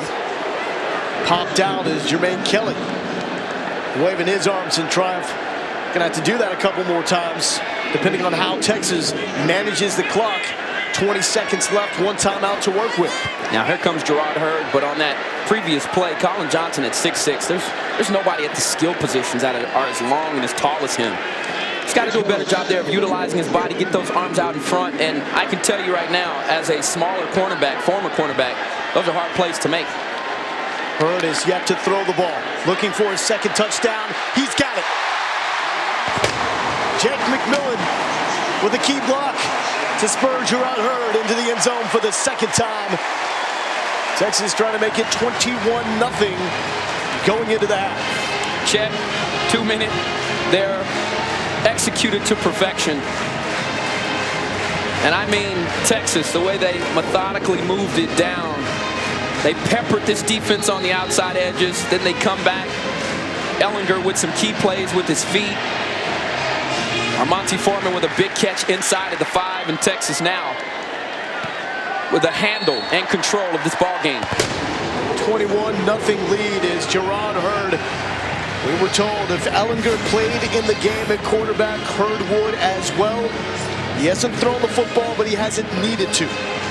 Yeah, get behind your big boy right there. Nice block there from Jake McMillan and Kyle Porter to seal off defenders, get in the end zone. And that's just power football. You run those plays when you think you're stronger, bigger, and more physical at the point of attack. 186 rushing yards now for the Longhorns. An auspicious start. Back-to-back punts to start this game off. And then the offense gets cranky. Gerard Hurd scored a 9-yard touchdown. Next drive, Chris Warren turns a 3rd and 1 to a 41-yard touchdown rumble. They punted on the following drive, and 77 yards later, it is Gerard Hurd getting into the end zone for the 2nd time in this game. What I like about that drive chart is that there were no 3 and outs. So what does that do? That now allows you to control the clock. In Texas right now, nearly 10 minutes more than San Jose State when it comes to time of possession. And despite this being a quick strike offense and fast-paced, they're making enough plays right now to give this defense rest, which is keeping them fresh, but also enough to gain some confidence, put together some drives, and score some touchdowns. Well, it looks like the juice is back on the Texas sideline. 16 seconds left until break time. Gaither with a chance to return. Full steam ahead to the 30. And San Jose State will have 10 seconds to let it fly or take a knee. Yeah, I'd take a knee here. If I'm Coach Brennan, I don't think it does anything for you at this point. Gather yourself together, come back out here and try to make something happen in the second half. Says a lot about this San Jose State coaching staff. Wearing the Houston Strong shirts out there, representing, showing the love for everybody dealing with the aftermath of Hurricane Harvey. And that will bring us to the end of the first half. Texas with a 21-0 lead over San Jose State as they go to take a break. Sam Ehlinger putting Texas in position to get a win in his first career start, which would also be the first win for Tom Herman at the University of Texas. Todd Orlando on this Texas defense pitching a shutout as the Spartans held to 100 yards on the button in a first half dominant performance from this Texas defense. Malik Jefferson showing out a critical stop on 4th down in the red zone, making this head coach a happy man. Here is Chris Budden. Coach, what have you thought of Sam Ehlinger's first half performance? You can tell he's a little jittery back there. He's holding on to the ball a little long, but he can run around and make some plays, which is good. It's what we need right now. They're doing a decent job covering us in the back end, so him running around helps us get open a little bit. How has your defense been able to slow down that up-tempo offense for San Jose State? Well, we're stopping the run, and when you stop the run, you allow yourself the ability to make them one-dimensional. I think our defensive staff's calling a good game in terms of staying aggressive and being the aggressor and not being on the defensive. Thank you, Coach. Thank you. Yeah, Texas defensively stymieing the run game for San Jose State. Only 13 carries for 38 yards. All Texas here in the first half. Time for Texas Game Day at the half with my guys. Here's Alex Lowe. Take it away. Welcome back to Texas football on Longhorn Network. The Horns are up, literally and figuratively. 21-0. Bevo approves. Texas sluggish for the first 2 offensive possessions. Something that you may imagine. Breaking in a true freshman quarterback in Sam Ehlinger. Picked up after that and leads San Jose State 21-0. Bailey Gaither with the return to the 20. And adds a few more, and he is down. And that brings us to our first half stats presented by Coors Light. And Ahmad, this really helps us explain the difference between the philosophy and the approach last week compared to this game. I couldn't agree more. And these are all the things that the coaching staff put emphasis on in training camp, spring ball, but you're finally seeing them show up. And I talked about it off the top of the show that I thought the energy and the spirit of this team was very different than that of last year. Of course, you've got older guys, more mature players, but they're showing that. Now can they come back and pretend to score 0-0 and keep playing hard? Good carry to start off the second half, but a flag on the play as Zamora Ziegler broke free to the right side. San Jose State limited to 100 yards in the first half. Offense number 55.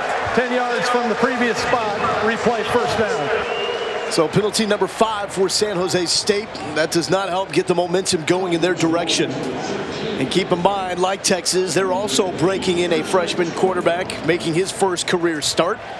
And Montel Aaron, 6 for 14, 62 yards. to start this game off. Malik puts his hand up. Brandon Jones is there to bring down Billy Humphries. That was a great play. You were talking about the young freshman quarterback, Montel Aaron. It's a nice throw to find an arm angle and a slot there to throw that ball around Malik Jefferson and put it only where the wide receiver could catch it. 2nd and 13. San Jose State checks with a former quality control assistant, Andrew Souter, running the offense for the Spartans. Complete pass to Trey Hartley. Anthony Wheeler is there. That will help him make this 3rd down a little more manageable. Spartans only 1 for 6 on 3rd down in the first half. 36. Aaron to throw. Looking sideline, there's nobody there. As Hartley got tangled up with Holton Hill on that San Jose State sideline. So this game in the second half starting up just like it did in the first half with a 3 and out. Oh, aggressive out there from 5. He's really playing at a high level right now, Holton Hill, the young man out of Houston. And give credit there to the defensive line for really caving in the pocket and making Aaron feel like the pressure was coming. Nice kick from Carrizosa. Fielded by Monty Foreman at the 20. He goes back 5 yards, but immediately there was a flag down. Jermaine Kelly feeling good about the stop. We'll wait for the call.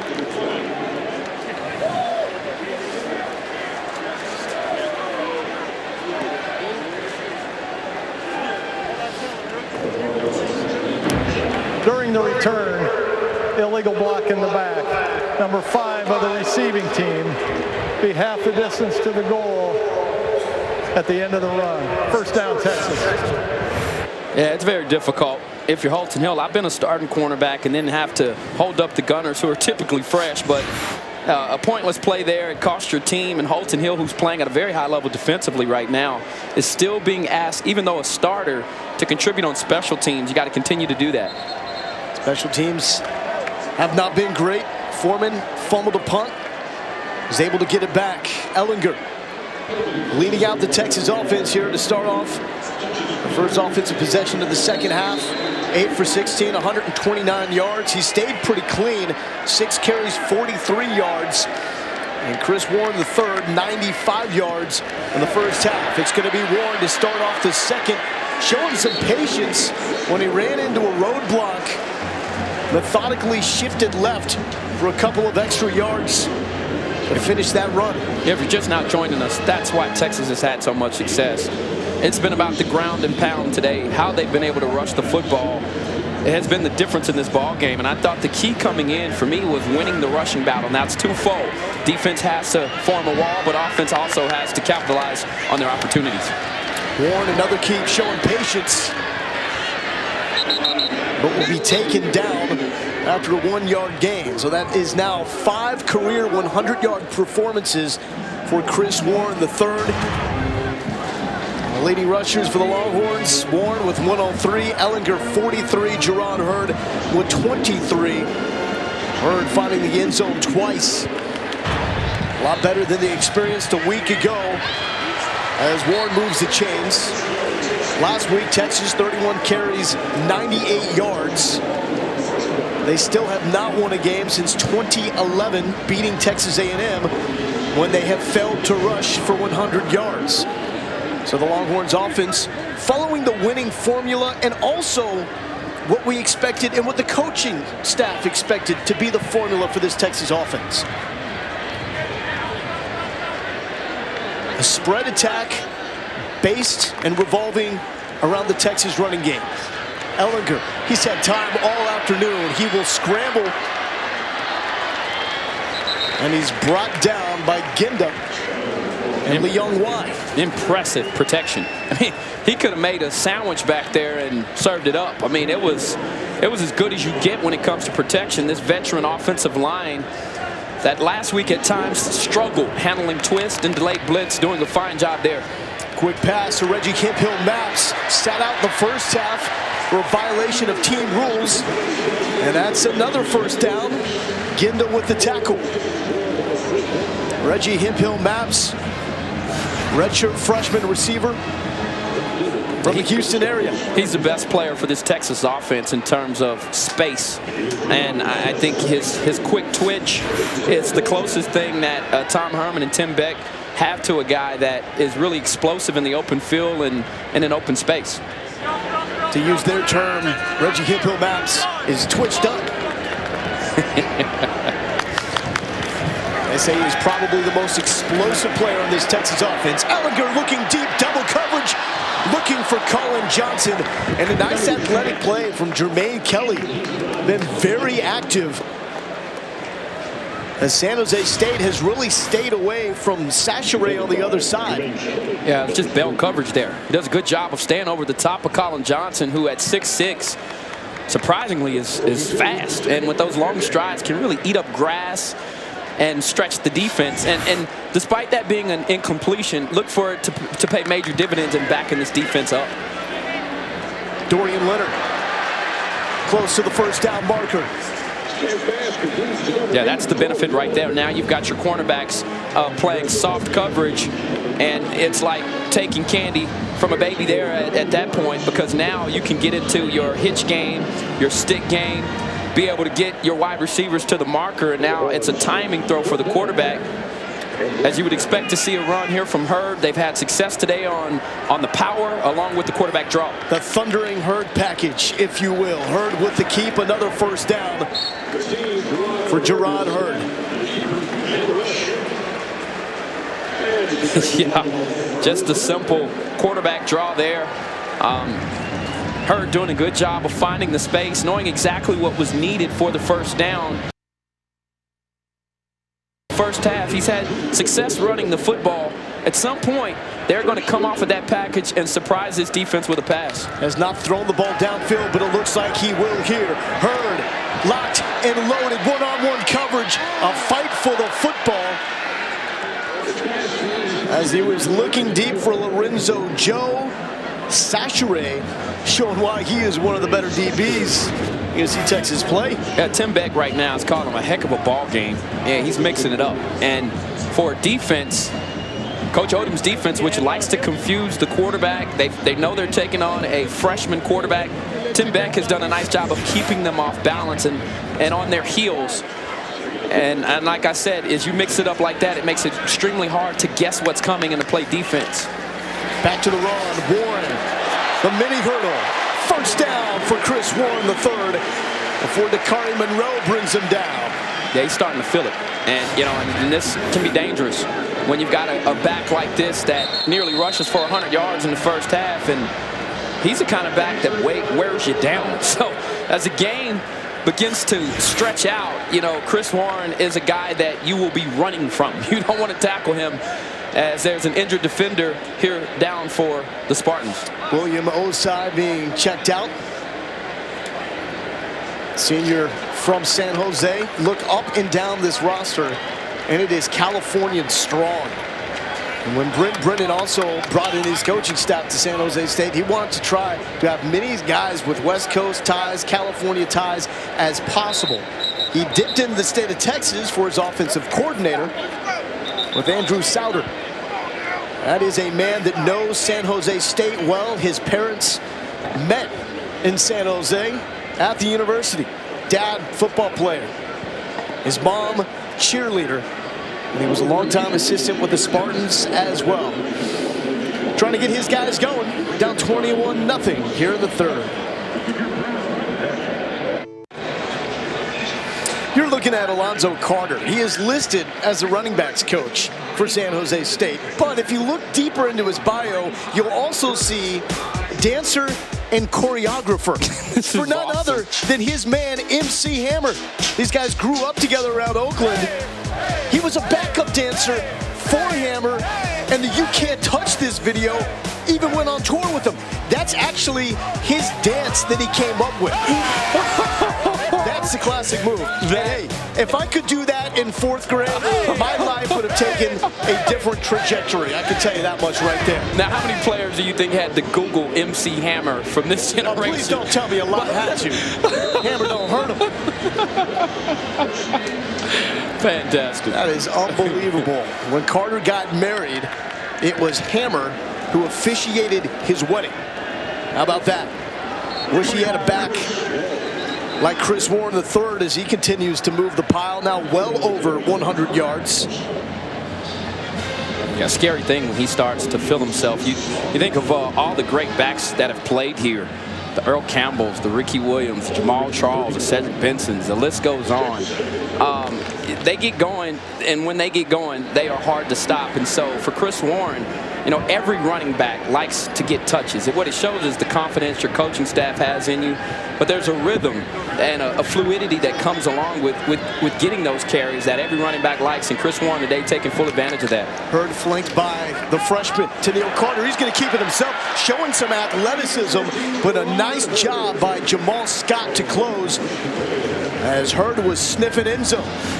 Yeah, I don't think this coaching staff wanted to see Shane Buechele go down in week 1, but what it has been is a pleasant surprise to see Gerard Hurd get a second chance at quarterback, move back from wide receiver to quarterback this week, and you see the difference he's made here today for the Horns. Ehlinger back in the game on 1st down, trying to work into the red zone. Porter will get them there. Maurice McKnight brings him down, but not before Kyle Porter comes up with one of his longest gains of the season. Yeah, nearly 250 rushing yards early in the 3rd quarter here for the Horns already.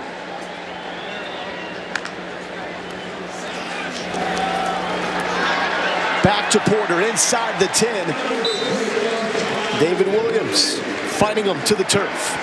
Yeah, if you're going to find 2 guys to run behind, how about running behind your preseason All-American left tackle Connor Williams and Patrick Vahe? That time there, them clearing the way. And as I said earlier in the ballgame, that side of the line will be relied upon heavily in short yardage situations and when this Texas team is really trying to get their rushing attack started. Todd McShay says Connor Williams, the best offensive tackle prospect for the draft. Back to Kyle Porter. 3rd straight carry for Porter. Methodical approach on this drive for Texas. 16 plays, their longest drive of the ball game. Porter now over 40 yards. He remains in there on 2nd and goal. Foreman in motion. Porter gets the rock, and Kyle Porter finds himself in the end zone. Welcome to Pater, Kyle Porter.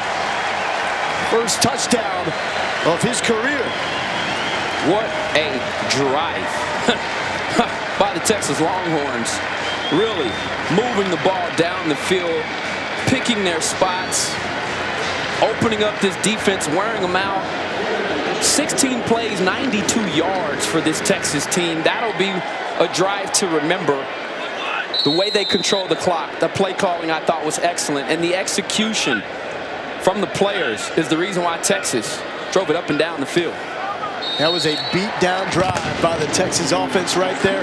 Warren softened them up and then opened the door for Kyle Porter doing his work inside the red zone. Former state champ from Katy getting into the end zone for the first time as a Texas Longhorn. His coach approves.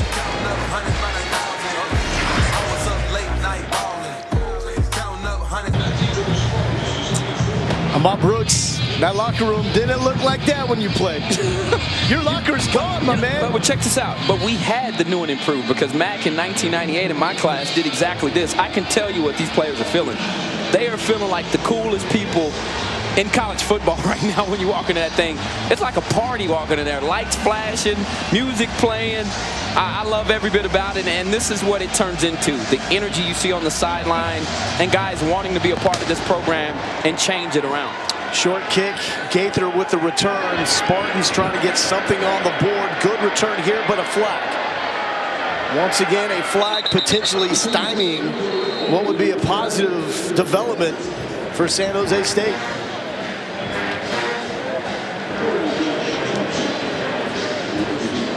One thing that Tom Herman has said, anything he needs. During the return, holding number 26 of the receiving team, 10 yards from the spot of the foul. First down, San Jose. Anything Herman has needed. Mike Perrin, men's athletics director, has been there with the blank check. These are the results he's looking for. It's 28-0, Herman's Horns.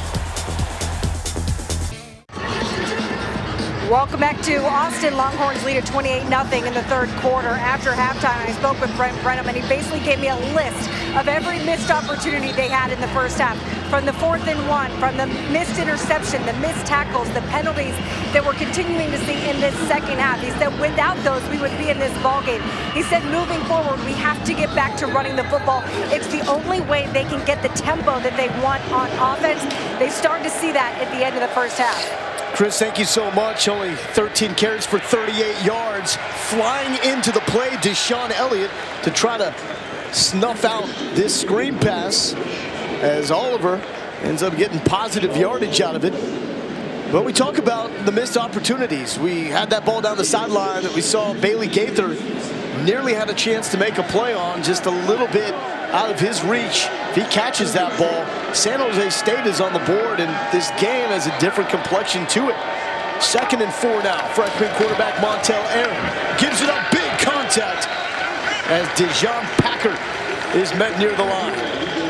Yeah, Malik Jefferson really starting to get comfortable. Plays outside linebacker, inside linebacker.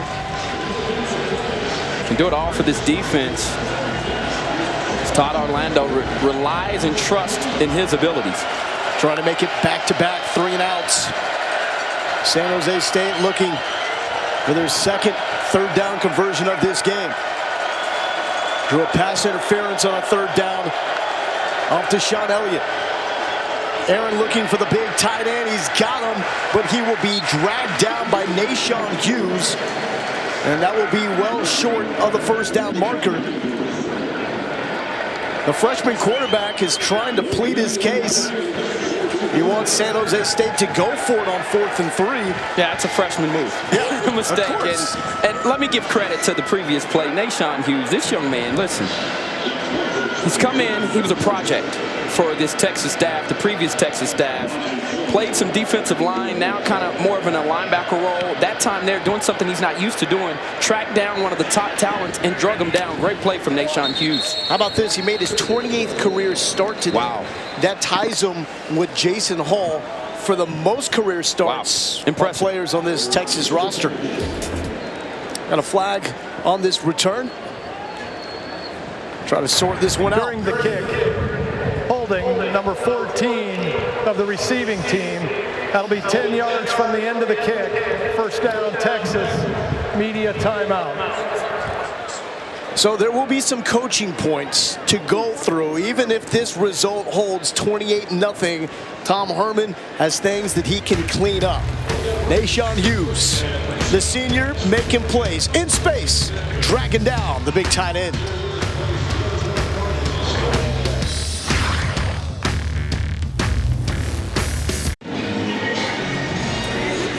Congratulations to Mack Brown, 2017 Rose Bowl Hall of Fame inductee, also eligible for the College Football Hall of Fame this year as well. We all remember when he raised that crystal ball for the first time for the Longhorns in 35 long years, ending that drought. The 2005 National Championship, beat Michigan the year previous, and faced the Alabama Crimson Tide for the National Championship in 2009. Mack Brown into the Rose Bowl Hall of Fame. 1st and 10. Ellinger has done a fabulous job of feeling pressure, stepping up, and it is dropped by Hemp Hill Maps. Freshman to freshman. Yeah, I know it sounds strange. Yeah, this is the second time today you've seen him throw across his body, moving to his left. These are ill-advised throws. Just let me be clear about that, right? But when you go to Sam Ellinger's highlight reel, it's a dime a dozen. This kid can do it. He can do it all. That was a great throw there from the freshman quarterback, finding Reggie despite moving to his left. Porter to the left side, cuts it back up the middle, and a big gain from Kyle Porter. First down on the 16-yard carry. Yeah, they are moving the pill now, and if he continues to have that type of production on the ground, you may be looking at two players when it's all said and done that are both past the 100-yard mark.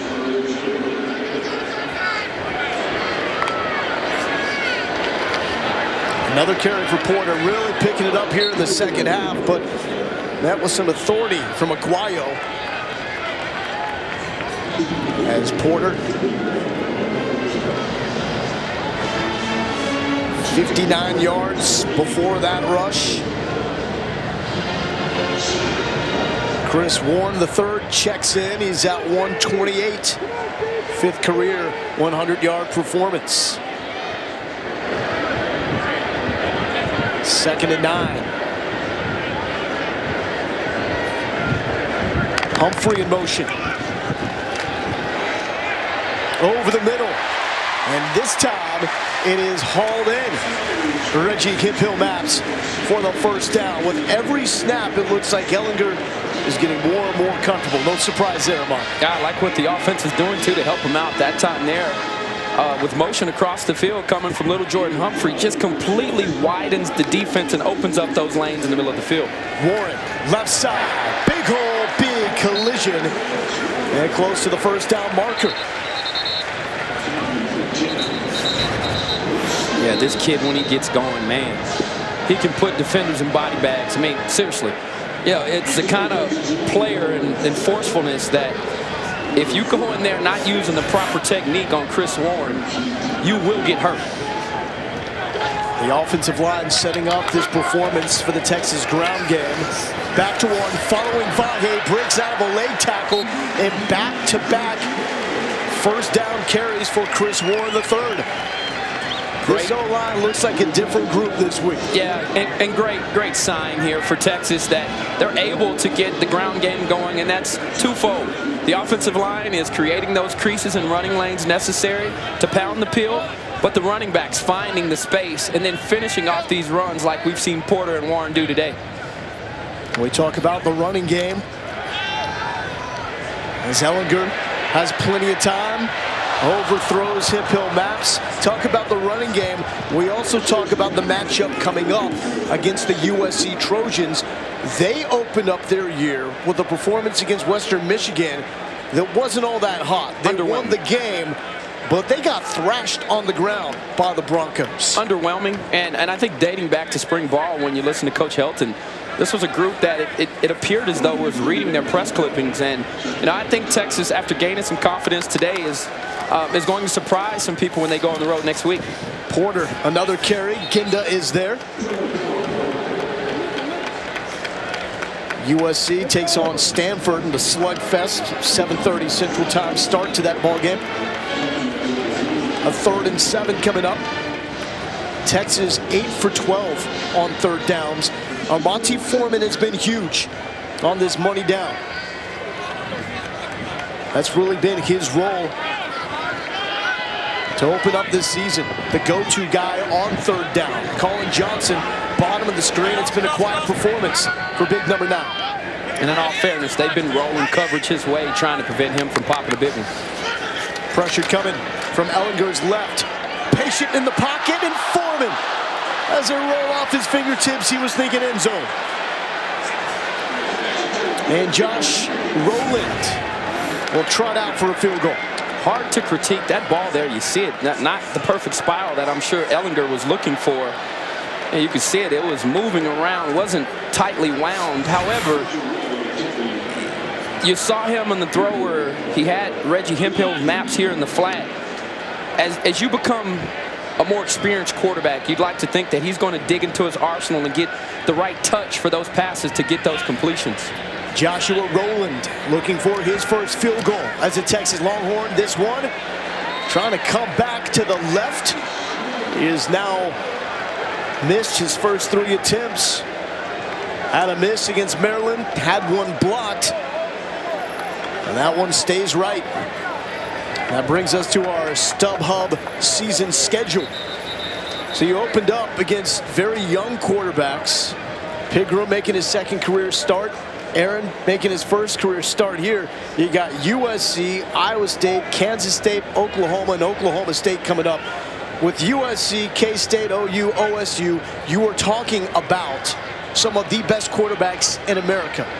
Darnold, Ertz entered the day #1 in pass efficiency.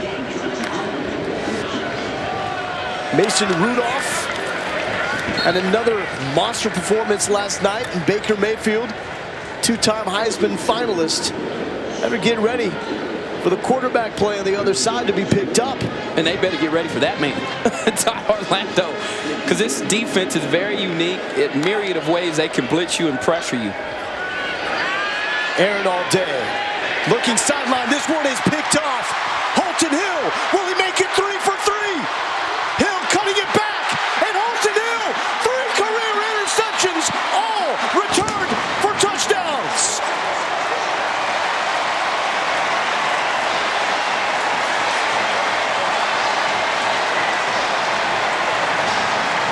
Wow. 3 interceptions in his career, and every time he's picked the pill, he's found pay dirt.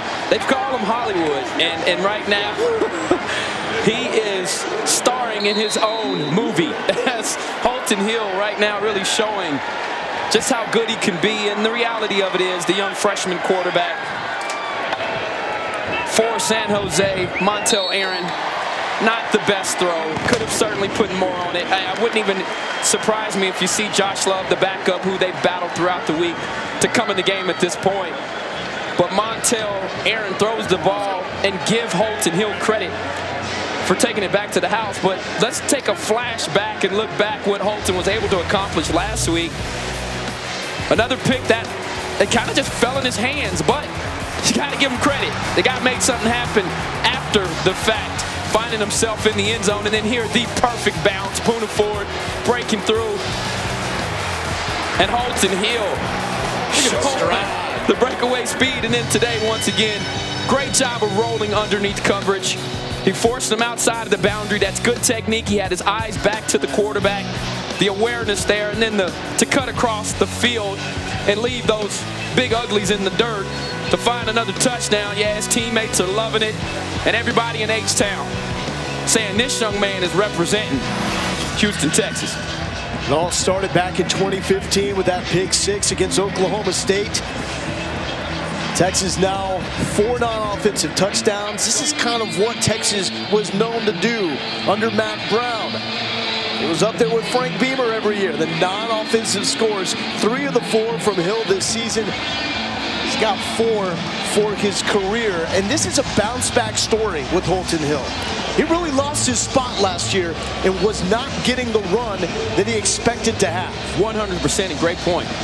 He lost his job because he lost his confidence. And then it became a point where a lot of these young corners, Devontae Davis, Chris Boyd, and Holton Hill, just to name the top guys, they played so early and were forced into action that really, quite frankly, they didn't earn their starting roles. And so you saw him, he got into a slump. It was hard for him as a young player to get out, but he is right now playing like all of those reps that he missed last year meant something to him. He's coming out here and proving that he deserves to be the left cornerback and the top cornerback for this Texas football team.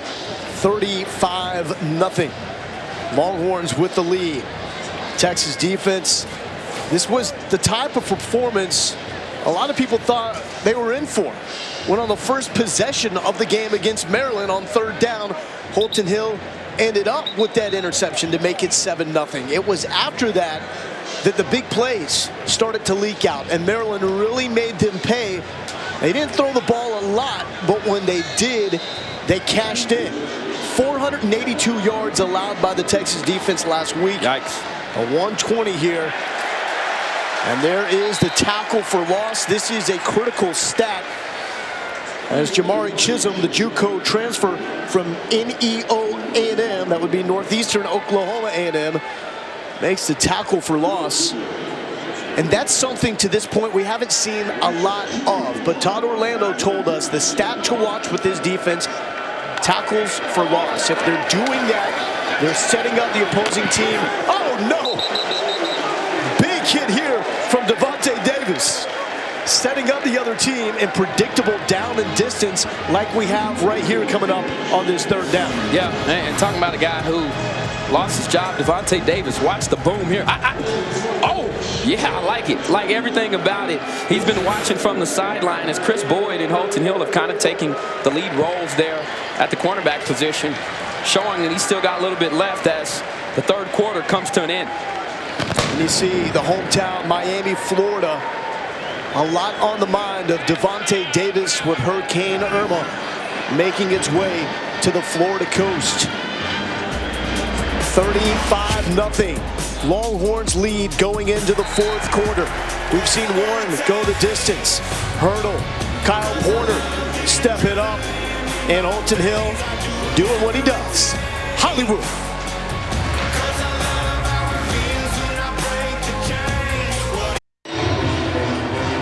Texas up on San Jose State 35-0. Couple things in particular that will drive coaches nuts.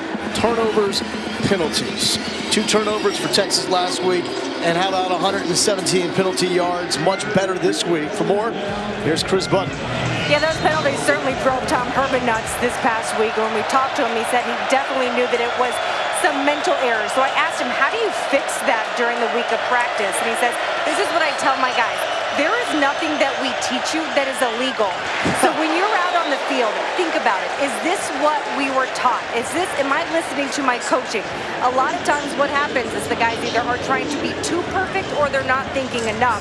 And he was so agitated by it that he even reiterated it to me this morning that this was the biggest thing that he wanted to see different from last week was the correction of penalties. Well, it goes back to the trust, Ahmad, and believing in what you are being taught and understanding. Also, not just the penalties, but the big plays defensively that were given up. Just do your job. Yeah. You don't have to make the play, but you have to do your job. Absolutely. It's a great report there from Chris, and I thought it was interesting listening to what he said, and I couldn't agree more with his comments. Taking a break, it's Tom Herman. 14 minutes, 44 seconds away from win number 1 in this beautiful city of Austin. This is the gauntlet the Texas defense will face. 4 of the next 5 quarterbacks they got: Darnold, Ertz, Mayfield, Rudolph. Quite simply, 4 of the best quarterbacks in America. And the guy that's not listed is Iowa State's quarterback, Jacob Park. How about this? In the overtime loss this afternoon against Iowa, he went 25 of 46, 347 yards, 4 touchdowns, and 1 pick. That's the next 5 games we're talking about. Ellinger, his quarterbacking debut, thrown to a wide open Colin Johnson. Nice cut back to the inside, back outside, and he's down to the 40-yard line. Waving for the officials to move those chains. You're seeing the competitive edge, the composure, and also the competency of Sam Ehlinger as this young man is really starting to pick up some steam. This man runs with a full head of steam. Chris Warren III. This is the beginning potentially of something special for Sam Ehlinger. His family is here. There is one person watching from upstairs, though. 2013, Ehlinger's father passed away while swimming in a triathlon in San Francisco. That was before Sam Ehlinger even started his storied high school career at Austin Westlake. So he had to soldier on for his family without his father. That pass is on the button to Hemphill Maps, who breaks free for more to the 10-yard line. And you know, the dad is upstairs with a big smile on his face to see Ehlinger not just quarterback for the University of Texas, but in the words of his mom, become a father for his younger brother. An amazing story. It's so touching. And when life throws stuff like that at you, football games become extremely easy. Picking up a blitz coverage is not hard at all, and he's proving that today as this young man. Warren bouncing through tackles. Had a little help from the freshman Patrick Hudson on his way into the end zone. And Chris Warren III, he's tough to bring down. Yeah, and Tom Herman said the best way for us to get Ehlinger settled into this ball game is to help him. Chris Warren today has been his safety net. The ability to hand the ball off to a running back right now that really is filling it. And has really worn down this defense, making it incredibly hard for them to tackle him. And when they do get their hands on him, he's pushing piles. He's shrugging off guys that are at his feet. The bottom line is this offense right now looks completely different than it did a week ago, as they are forcefully have taken control of this game. Chris Warren, initial contact, not enough. Getting some help there from the freshman, Patrick Hudson. Touchdown, Texas. I see you, Hookem.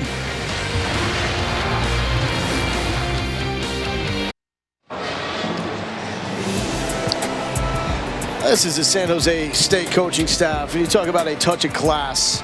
This is a group, mainly West Coast guys, but they're all rocking the "We Are Houston Strong" t-shirts. They actually just showed the coaches on the Godzillatron here, and it was a nice applause from the Texas fans. A guy like Derek Odom, defensive coordinator, he actually coached at the University of Houston. Says a lot about Brent Brennan and having the heart at the right place. They would come here to Austin and represent the state of Texas like that. And it's been an amazing outpouring of support for the Houston area, for the Texas coast that was hit so hard by Hurricane Harvey. Just amazing to see how not only the state has come together, but folks from other states as well to support the people right now most in need. And that's the thousands of people affected by Hurricane Harvey all throughout the state of Texas and Louisiana as well. They need your support. You can help with the American Red Cross. They provide meals and shelters for those families affected. You can donate today by going to redcross.org/ESPN. And also, we want to keep in mind everybody in the state of Florida, as Irma is closing in on the Florida coast, that they have the same type of support. The fine folks here in the state of Texas have been granted. Who will lead the call there if necessary in Florida? Indeed. Who will be the Michael Dell for the state of Florida? Who will be the J.J. Watt if that situation arises? And the hope is that people can continue to come together in times when it's not just tragedy bringing us back together, but it has been an outpouring of support for those affected by Hurricane Harvey. Second down, Aaron throwing on the run and a completion on the sideline to Jaquan Blackwell. All right, let's get back into the quarterback discussion. Sam Darnold coming up. You faced a quarterback making his second start in Tyrell Pigram, facing a freshman making his first start in Montel Aaron. From this performance, what makes you believe that part of this, if not all of it, can transfer to the matchup against Darnold in USC next week? Number one, I haven't seen a lot of blown assignments today and explosive plays given up by the secondary. And let's face it, you know, with these quarterbacks coming up, you're going to be challenged, not just in terms of preventing explosive plays via the air, but your secondary is supposed to be your lid on your defense. And at times last week, I thought what was most disappointing was watching sometimes the safety play, missed opportunities. Yeah, I know there is a preseason All-American in P.J. Locke who didn't have his best game. And so if you've got all your horses playing the way that Texas knows that they can, I have no doubt in my mind that Texas can compete. It's just a matter of showing up, executing the game plan, practicing good gap integrity, and doing all the necessary things to play at a championship level, because that's what it will take. And so I think today what was promising is you saw a secondary that tackled well in space. They covered well downfield. And those are going to be some key parts as you're now seeing the majority of the backups for this Texas team trying to come up with a big third down stop here and to keep that goose egg on the board. As Patrick Hudson limps to the Texas locker room for further evaluation. 3rd and 5, bad snap, it's on the turf. San Jose State will pounce on it, but it's going to set up a 4th and long. Sam Darnold's a real deal, though. He's lost one start. That was his very first start. He was the catalyst for Clay Helton when it looked like things were going south in a hurry and that Helton may not finish the season. Since Darnold took over, they have been arguably the hottest team in college football. Punted away from Carrizosa. Fielded at the 20 by Hemp Hill Maps. 49-0. Texas not looking forward to USC quite yet. Trying to close this one out. Sam Ehlinger, you want to see what he's done today? Here it is. Pinpoint accuracy there, throwing across his body, finding Colin Johnson. And here is the most surprising thing of the day, his ability to buy time with his feet and make plays. And then there, another excellent thrown ball to Reggie Hemp Hill Maps. The young man has had himself a day. And for his debut, Lowell, I'd have to say that this young man has come out, the composure, and what he's been able to do. You're looking at a player that could potentially press Shane Buechele for the starting role. And Tom Herman has said this. Quarterback position here at the University of Texas, and I don't think it's just lip service. It's like any other position. It's the guy that's performing well that day in practice. And so you look at these numbers. I did not think that Shane Buechele had a bad game last week, but there were times where he could have completely taken control for his team, and for whatever reason, he didn't. Today, Sam has taken this game by the horns, and that's why you see this lopsided score. Gerard Hurd in at quarterback now, running the offense for the 2nd and 5. If Buechele is healthy enough, that throwing shoulder is back to 100%, there is a question you would think they must ask before the game at USC as Daniel Young, the true freshman, spins his way for the first down. And it's not so much asking who can make the plays, because Buechele and Ehlinger have both clearly shown they're capable. Absolutely. It's more the question, who do we want to be? Because both guys, great point, they've got different skill sets. Different skill sets, different personalities. And that doesn't mean that it's wrong. Look, I played at the University of Texas where there couldn't have been two more different guys in Major Applewhite and Chris Sims on and off the field. At the end of the day, we knew we could win with both of those guys. So I think today Sam took a step forward in helping this team be convinced they have depth at the quarterback position. Gerard Hurd has done himself some major favors. He's going to be a guy that they've got to rely on as Daniel Young, the promising running back that I know guys like Ricky Williams and Emmanuel Acho were heavy on signing day when Texas was able to get this young man, doing a fine job with the touches he's given. But to the point with the quarterback, I think Texas feels much more comfortable today because of those two guys. Now, it also allows you the opportunity with Shane Buechele there on your left to help him nurse this injury. Today, there's no indication today that you need to rush him back, because it looks like you can run the same exact offense with Sam Ehlinger. He's competent enough to make plays. You're losing experience, obviously, with Shane Buechele being out, but I think what you get in Sam Ehlinger is a young guy ready to prove himself. Short carry there for Tennille Carter. They're putting a lot on film for USC. Yeah. As Gerard Hurd has been a big part of this offense as well.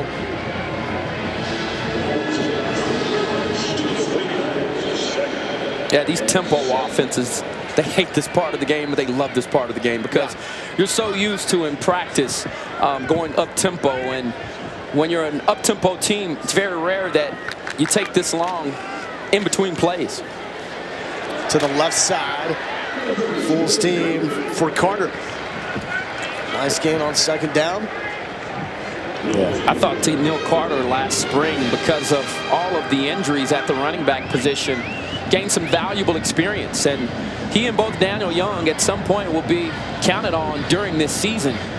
And it's promising for them to get some reps in front of the home stadium, in front of the home crowd, and to be able to put their talents to the test, because you don't really know where you stand when you're a freshman and you're coming in, you want to prove yourself. But it's still that doubt that creeps in because you have not done it yet. Carter with the first down.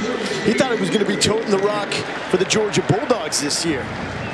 He was getting ready to enroll early at UGA. Day after graduation, he finds out that his offer has been pulled because the Bulldogs unexpectedly got their 2 stud running backs left. The numbers just weren't there.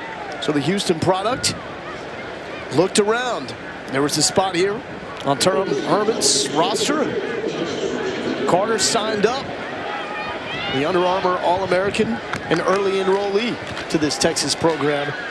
And another nice hole created up the middle.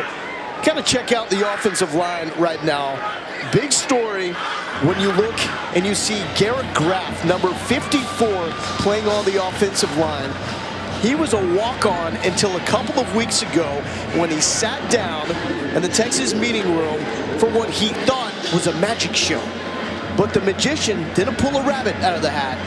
He pulled a scholarship offer out of the hat for Garrett Graff. I love hearing these stories, and they happen all over the country in college football, but hard work paying off for young men who have a tough task here. And I've always admired and respected walk-ons for what they do. Their schedule is just as grueling as a student athlete on scholarship, yet they don't come out here and the fans don't know their names. They don't cheer for them. And so to have the wit and the willingness to be able to stay the course, and it's just great stories. And so for Graff, I know his teammates were extremely hype about that situation, and it's also promising for the other walk-on players who are watching to say that my hard work, there is a reward to it if the opportunity does present itself. Hurd keeps his balance, rolling, keeping, spinning. And the Texas possession will continue with the first down conversion by Gerard Hurd. And the offensive linemen, they listen to Garrett Graff. Just because you're not an elite player does not mean that you can't be an elite mind. The way you can see the game and coach the game, he'll pull the young offensive linemen to the side and he'll coach them up. He's been a vital part in the development of some of these young guys like a Denzel Okafor on the offensive line. But we talked about the quarterbacks, the question that they have on their hand. But the biggest one remains, if Buechele is healthy, who are they start and who are they roll with when they get to the Coliseum in LA? Man, I mean, that's a lot to ask from a true freshman. And I know Shane Buechele is only a sophomore. However, his playing experience, I think last year, having the Oklahoma game. I mean, we're talking big games that mean something, that matter to the fan base, that the entire nation will be watching. The last time we saw these two teams, Vince Young was magical and majestic. So with all that surrounding the program, I think part of the reason why you put Shane Buechele on the side today and to let him rest that arm in that shoulder is because you may need him next week.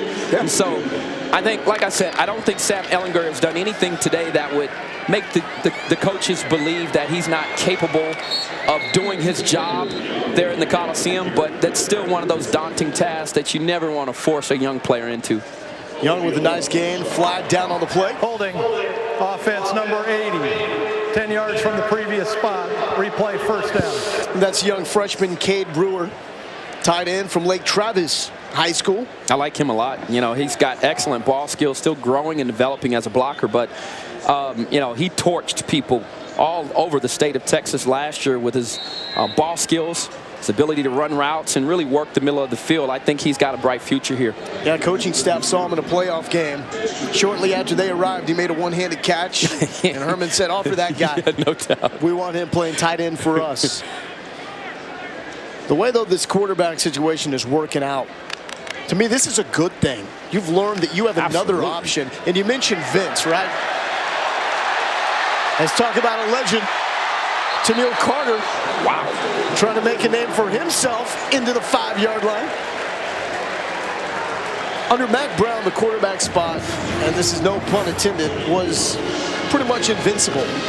Until that 09 championship, when Colt went down. Ever since then, we've been reminded that that backup quarterback is always one hit away from entering the game. And that's one thing that has helped Ehlinger, knowing he is one hit away from entering the game. Now you feel a little bit better about if it's Buechele or Ehlinger that gets dinged. You've got a good option behind him. And there is Carter for the first time in his Texas career finding the end zone. Outstanding drive there from this Texas offense, and the bulk of these guys that you're seeing on the field right now are the twos, and you know, great confidence builder here for this Texas team to punch one in, and Tennille Carter doing an excellent and outstanding job of keeping the momentum going, You could tell he started to gain some rhythm there on his runs, and finally finding pay dirt for his first touchdown of his young career. Wow. 98 rushing yards against Maryland last week. How would they respond? How about 411 rushing yards? And there was a bunch of different situations that went into that 98-yard performance on the ground for this Texas team a week ago. First game with the new staff, figuring out personnel. Maryland got up early, didn't have as many opportunities in terms of the coaching staff and the way they felt to run the football.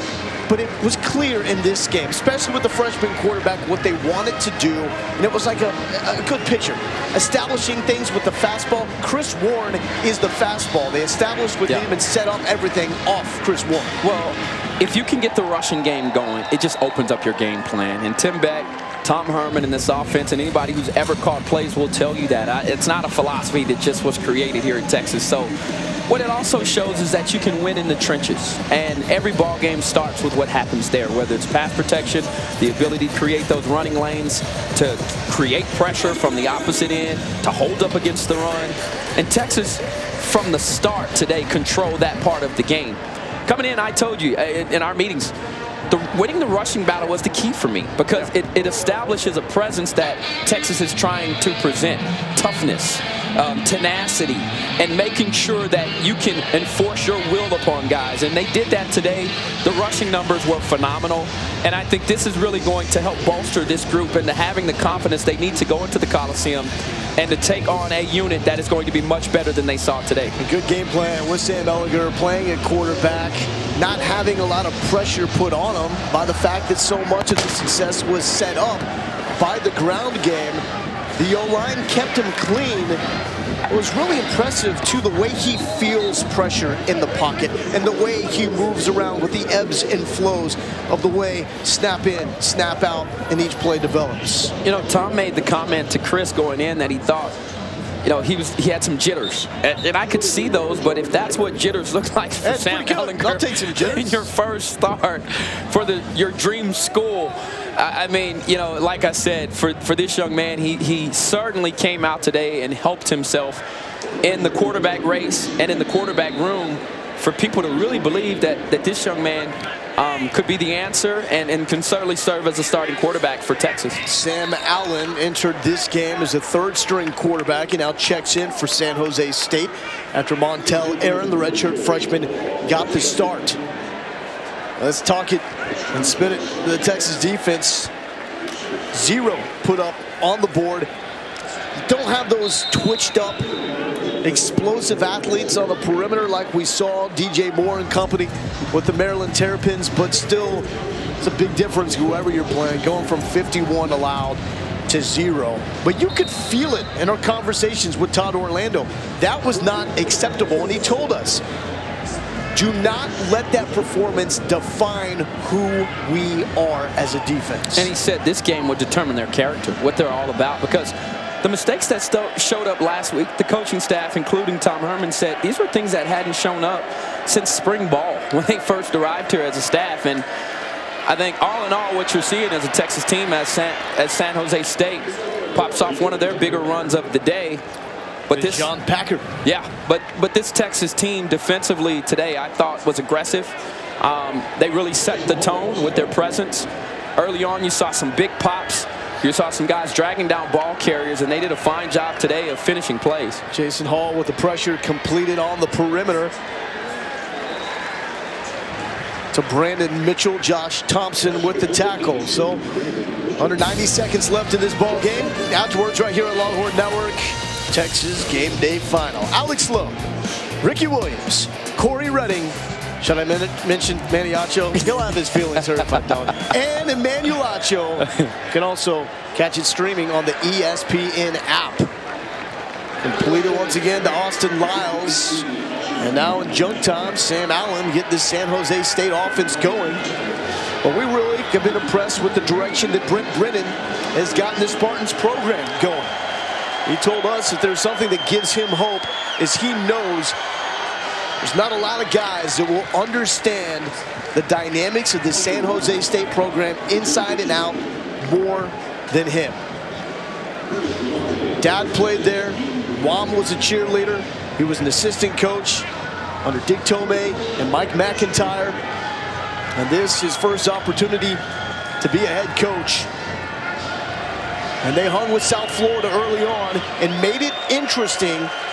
Could have had some potential breaks going their way that would have changed the complexion of this game as that pass is thrown over the middle. Jason Hall and John Bonney there to break that one up. But you talk about the defining defensive play of the game. To me, it's 4th and 1. San Jose State driving it. They score. Who knows what happens. And Malik Jefferson stuffs it. Yeah, I mean, big-time play. And I think always the players and the coaches are what makes this play so special. And it kind of feels like this team is starting to get the right chemistry, that they're starting to believe in the right things, first and foremost themselves, as the official makes the call here. Offense, number 54, 5-yard penalty, remains 3rd down. Tom Herman told us, you hate to lose, does not make excuses for their loss, but did tell us good will come from that opening loss. Joining Charles Omenihu as the only guys with sacks this season for the Texas defense. Great pursuit there from Freeman. He's gotten a lot of snaps around here. That makes the old ball coach very happy. It's Tom Herman in his 2nd time here in this stadium, gets his first win. And you know, for these Texas fans, let's talk about the elephant in the room. It wasn't the type of turnout that I'm sure the players signed on to come here for. There are a lot of empty seats, but with these types of performances, people start to gain trust in what this team is going to be all about. And like I said, coming here to the University of Texas, the 2nd greatest decision I made in my life other than my fate that I chose. And I can say this much, it was the people that made this place special. The families I met along the way, the Hutchinson families, being around Mac Brown, the Hall of Famer, and all of the All-Americans that I played with. And you go and you tell yourself as a young man, this experience, there's nothing like it, and especially if you're a Texan. And I hope that these players get a chance to feel what it was like while I was here, to win, to go out in this city and embrace you, and you to be the biggest and baddest show on the road when you go as a Texas Longhorn. And they're starting to gain that confidence, and they didn't play like a ranked team last week, but today they came out here and certainly did what they needed to do. That embrace by Deshaun Elliott showed me a lot. He was tight with Charlie Strong, now tight with his head coach, Tom Herman, who's in the win column for the first time in his Texas career, and he does so behind a solid performance from a true freshman quarterback in Sam Ehlinger. And this was probably the best you could have hoped for. If you're a Texas fan, a Texas coach, or a player, there are still some correctable things here, and coaches, you hear Coach speak, you make your greatest improvements from week 1 to week 2 of the season. Boy, was this a completely different bunch today. The energy, the execution in which they played with, I thought today really separated them from the pack, and that's why you see such a lopsided score. And these Texas players today finally feeling the feeling of victory, something that not a lot of these guys throughout the last 3 or 4 years have felt, partly because of the downturn this program has been suffering, but this was a positive sign here today, Lowell. Sam Ehlinger, 15 of 27, 222 yards, a touchdown, no turnovers in his Texas debut. He was brilliant, controlling the pressures that San Jose State sent his way. Have to find out the status of Shane Buechele. Did not throw in practice this week with a bruised throwing shoulder. What does it mean going forward to next week's trip to USC? Here's the bottom line. It's the eyes of Texas, and for the first time, Tom Herman will belt this one out following a victory. After the Horns, stay tuned for Texas Game Day. Until then. All right, thank you, Lowell. Welcome into Texas Game Day Final, the first victorious one of the Tom Herman era in a 56-0 drubbing of San Jose State. It's the largest margin of victory for Texas in 8 years, their first shutout in 3 years. An impressive effort overall, gentlemen. Impressive indeed. 623 total yards as players and coaches salute the fans and the band with the eyes of Texas. 623 total yards, 411 on the ground, and at least for one day silencing the critics about the lack